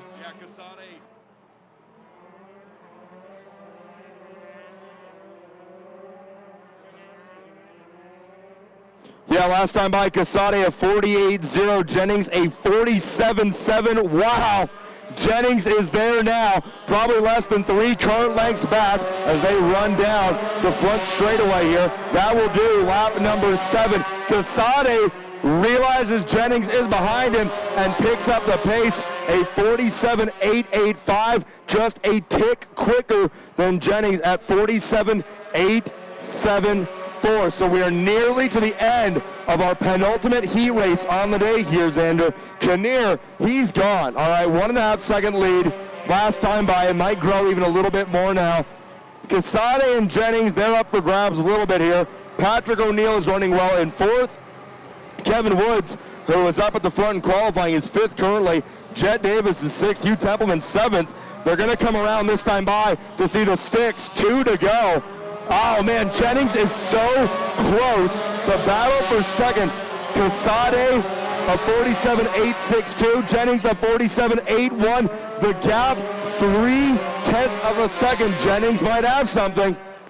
Yeah, we'll see Chris Jennings really reeling in Gianfranco Casade in the closing laps of the Vega Tire Shifter Master Class. Ryan Kinnear is still showing the way into turn number 8, and as they exit now for turn number 9, the CSV train heading in the background puts a picture-perfect sight at the end of the Las Vegas spectrum here. The atmosphere is electric, getting set for the Shifter Senior Class. Your leader is still Ryan Kinnear as he exits turn number 10 into 11 and now to 12. This time by will be the white flag, and Chris Jennings continues to close up to Gianfranco Casade.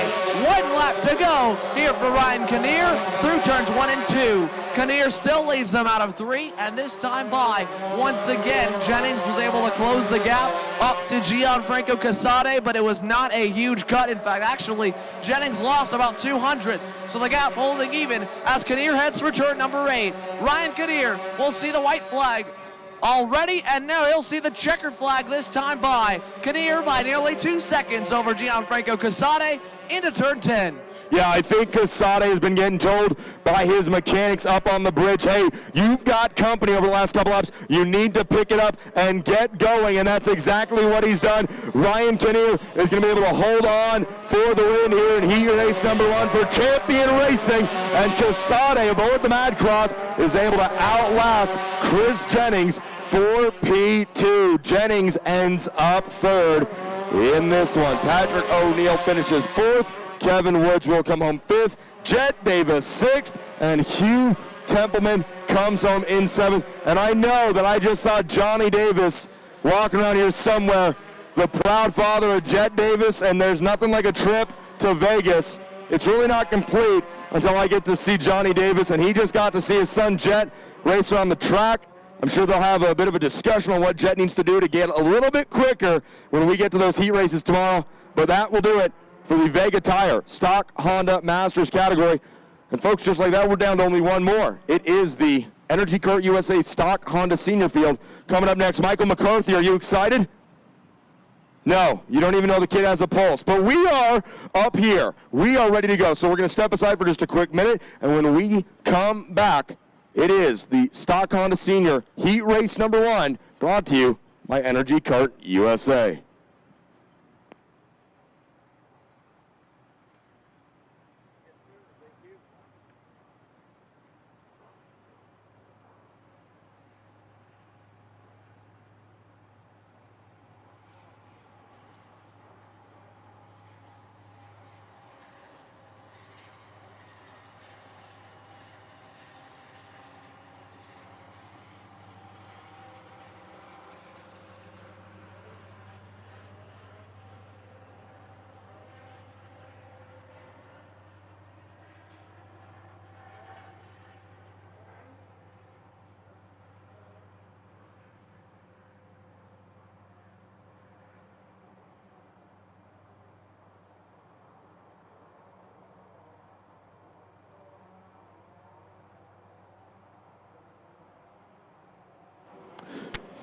All right, folks, it is the last heat race of the day. Taking out to the track now, Energy Cart USA Stock Honda Senior.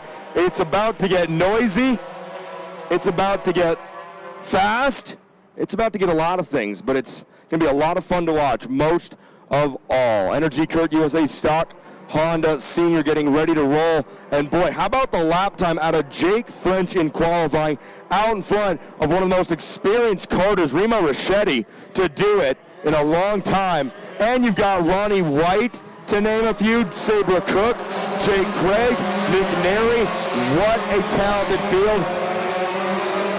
Xander, as they do their formation lap, what are you expecting out of this race? I mean, I expect a whole lot of battling, similar to what we saw in the DD2 heat race, where a lot of shuffling, a lot of really aggressive late moves, a lot of defending, a lot of blocking, and it's really going to come down to who can escape it and have the drivers race behind them, because that's exactly what happened in Senior Max, and that's exactly what I expect to happen here in Shifter Senior. The winner may not be the fastest guy, or it may, but it will be the driver who gets just a little bit lucky with the battling that happens behind them. One other thing I want to mention, and I couldn't stress it enough during qualifying, even though I did talk about it a lot, Sabra Cook was able to fix the issue she had originally before having to stall at the end of the session and still put in a couple of quick laps. That is a testament to not only the experience that that young lady has, but how well trained she is behind the wheel and as a mechanic. I have gotten a lot of respect for her just off seeing that, and of course I've watched her throughout the years, as many others have.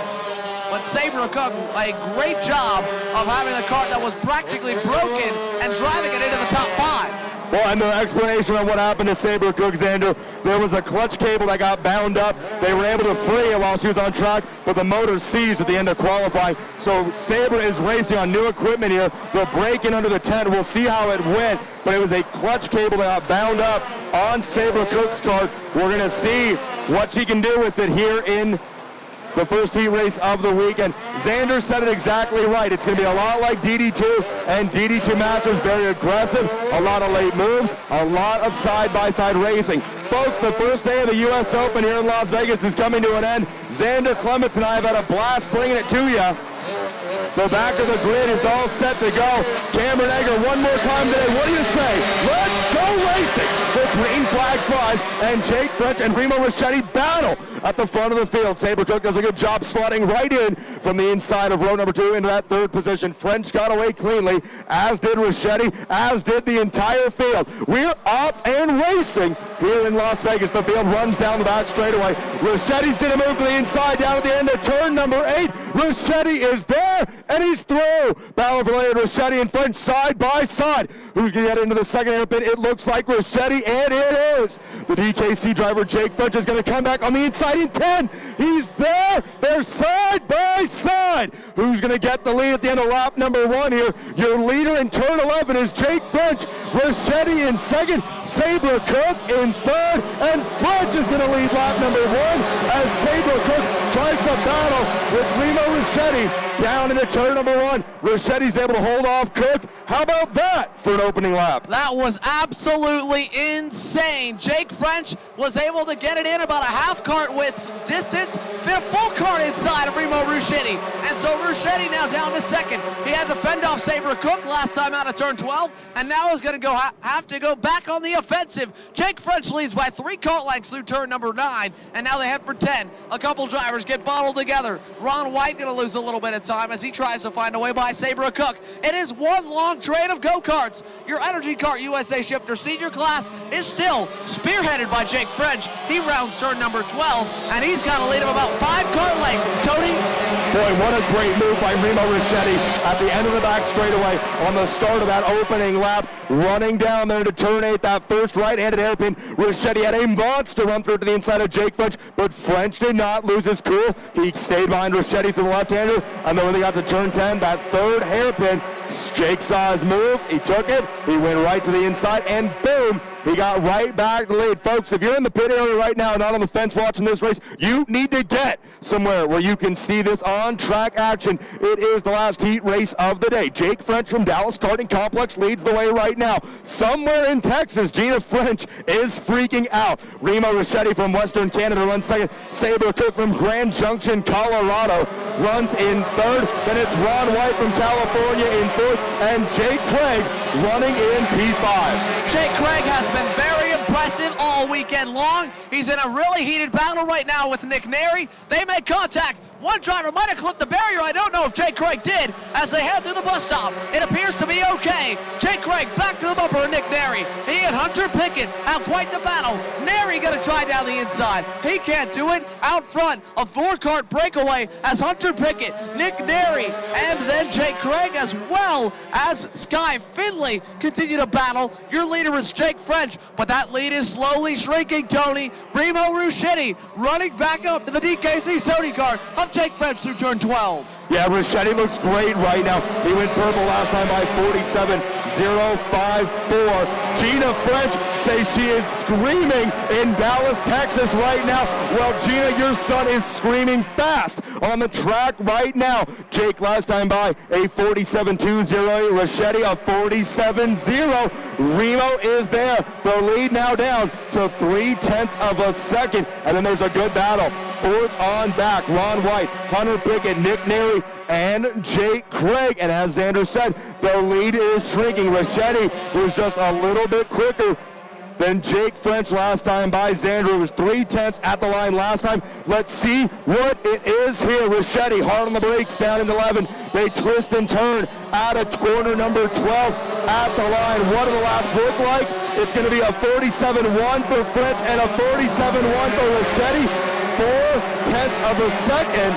French's lead actually did grow that lap. He needed to get in a good lap, and that's exactly what he did. Yeah, Jake French did a good job pulling out about a half 10. Remo Ruscetti has a very different line overall than Jake French as they head for turn number 8.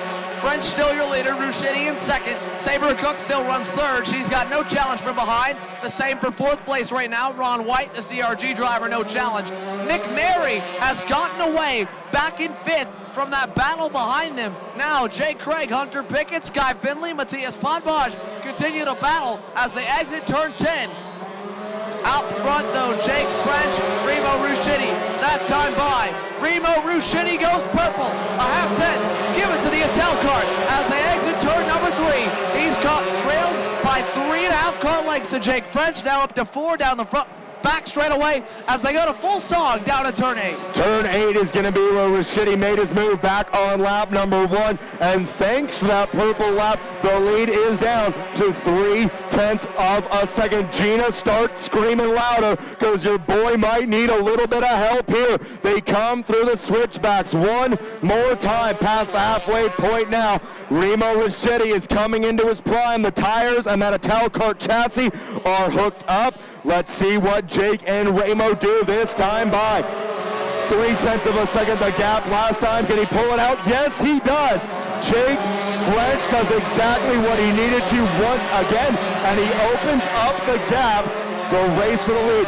Tick-tack. Every time Ruscetti takes one step forward, French does as well. Really quickly, let's look at the rest of the field. Sabre Cook runs in third, all by herself. Ron White is 4th, Nick Neri is 5th, Jake Craig up to 6th, Hunter Pickett 7th, Sky Finley, Matthias Podbach, and Harry Gottsacker. Your top 10, Bird is 11th, McKee 12th, Schermerhorn, Janders, and Dede. Your top 15. Here come the leaders. Jake French is absolutely phenomenal out of turn number 10, the turn right before the scales. Every single lap, he pulls out another cart length to 2 or 3 cart lengths over Remo Ruscitti. By far, his best lap on the racetrack, or best turn on the racetrack, I should say, is turn number 10. Ruscitti tries to go really high. French just dives it in low and gets onto the gears and revs it back up coming out of it. The gear ratio he has right now on the Dallas Karting Complex Sodi kart is perfect for the back hairpins right now, while Ruscitti may close up a little bit through turn 8 and 9. Every single lap, if you watch Jake French, he pulls away out of turn number 10. It is phenomenal. Ruscitti just tries to go a little too wide, and it really hurts him overall. French once again is pulling away, this time by. The white flag will go in the air. The Texan, Jake French, 1 lap to go here at Las Vegas. I'll tell you what, this is huge. Sabre Cook went purple with 2 to go, but now it's Ruscitti who is your quickest driver on the track. But for Jake French, the good news is the lead is a half of a second. Ruscitti is not only going to need to be flawless this lap, but he's going to need French to make a mistake. And folks, don't hold your breath. Jake French knows this track very well, thanks to running double duty here in DD2 Senior and stock Honda a year ago in 2015. The leaders make their way out of 10. Ruscitti is close, but not close enough. Folks, day 1 of racing here in Vegas is going to come to a close with a Texas-sized victory for Jake French out of DKC as he scores the win in stock Honda Senior. Mark, are you not entertained, my man? How about it? That was a lot of fun. And Remo Ruscitti goes purple on the final lap. Remo, your quickest driver, the final 2 laps around the track. Xander, you know what that says to me? What, Tony? Watch out, because he's ready for tomorrow. Yeah, I think Remo Ruscitti is really going to be a force to reckon with. He's been the driver that's been runner-up to Jake French all weekend long, although French still untouched there in that last heat race. Remo Ruscitti, again, just a little bit slower over in turn number 10, but French was just a little better out of there in that last lap. Ruscitti just gave it all he had, threw it in as deep as possible, and it actually paid off in a little bit quicker lap time. But as again, we go back through our finishing order. Jake French first, Remo Ruscitti second, Sabre Cook and Ron White third and fourth, Jake Craig rounds out the top 5, Nick Neri 6th, Hunter Pickett 7th, Sky Finley 8th, Harry Gottsacker 9th, and Matthias Podbach rounds out the top 10. Tony? Christian Bird comes home 11th, Will McKee 12th, Ben Schermerhorn 13th, Janders and Dede your top 15, while Prescott Campbell and Carson Mueller round out the field. Jake French, your winner by 0.4 of a second over the fastest driver of the race, Remo Ruscitti. Gina French with the text, hell yeah. Jake scores the victory here in Energy Kart USA Stock Honda Senior. So folks, that will do it. One short delay due to a quick medical visit on track, but day 1 of racing here at the US Open of Las Vegas is complete. We hope everyone here at the Rio has had a great afternoon. I know Xander and I have had the best afternoon getting to watch qualifying and an exciting round of heat races. A quick look at tomorrow's schedule includes morning warm-ups, round number 2 of heats, a break for lunch, then rounds 3 and 4. So that's it, folks. We are 1 day in to the final weekend of racing here in 2016. For my co-announcer, Xander Clements, and everybody here at Max Speed Entertainment, we thank all of you for tuning in to today's live coverage of the 2016 Sofina Foods US Open here in Las Vegas. We're going to be back with more live coverage tomorrow. Again, for Xander Clements, I'm Tony Laporta.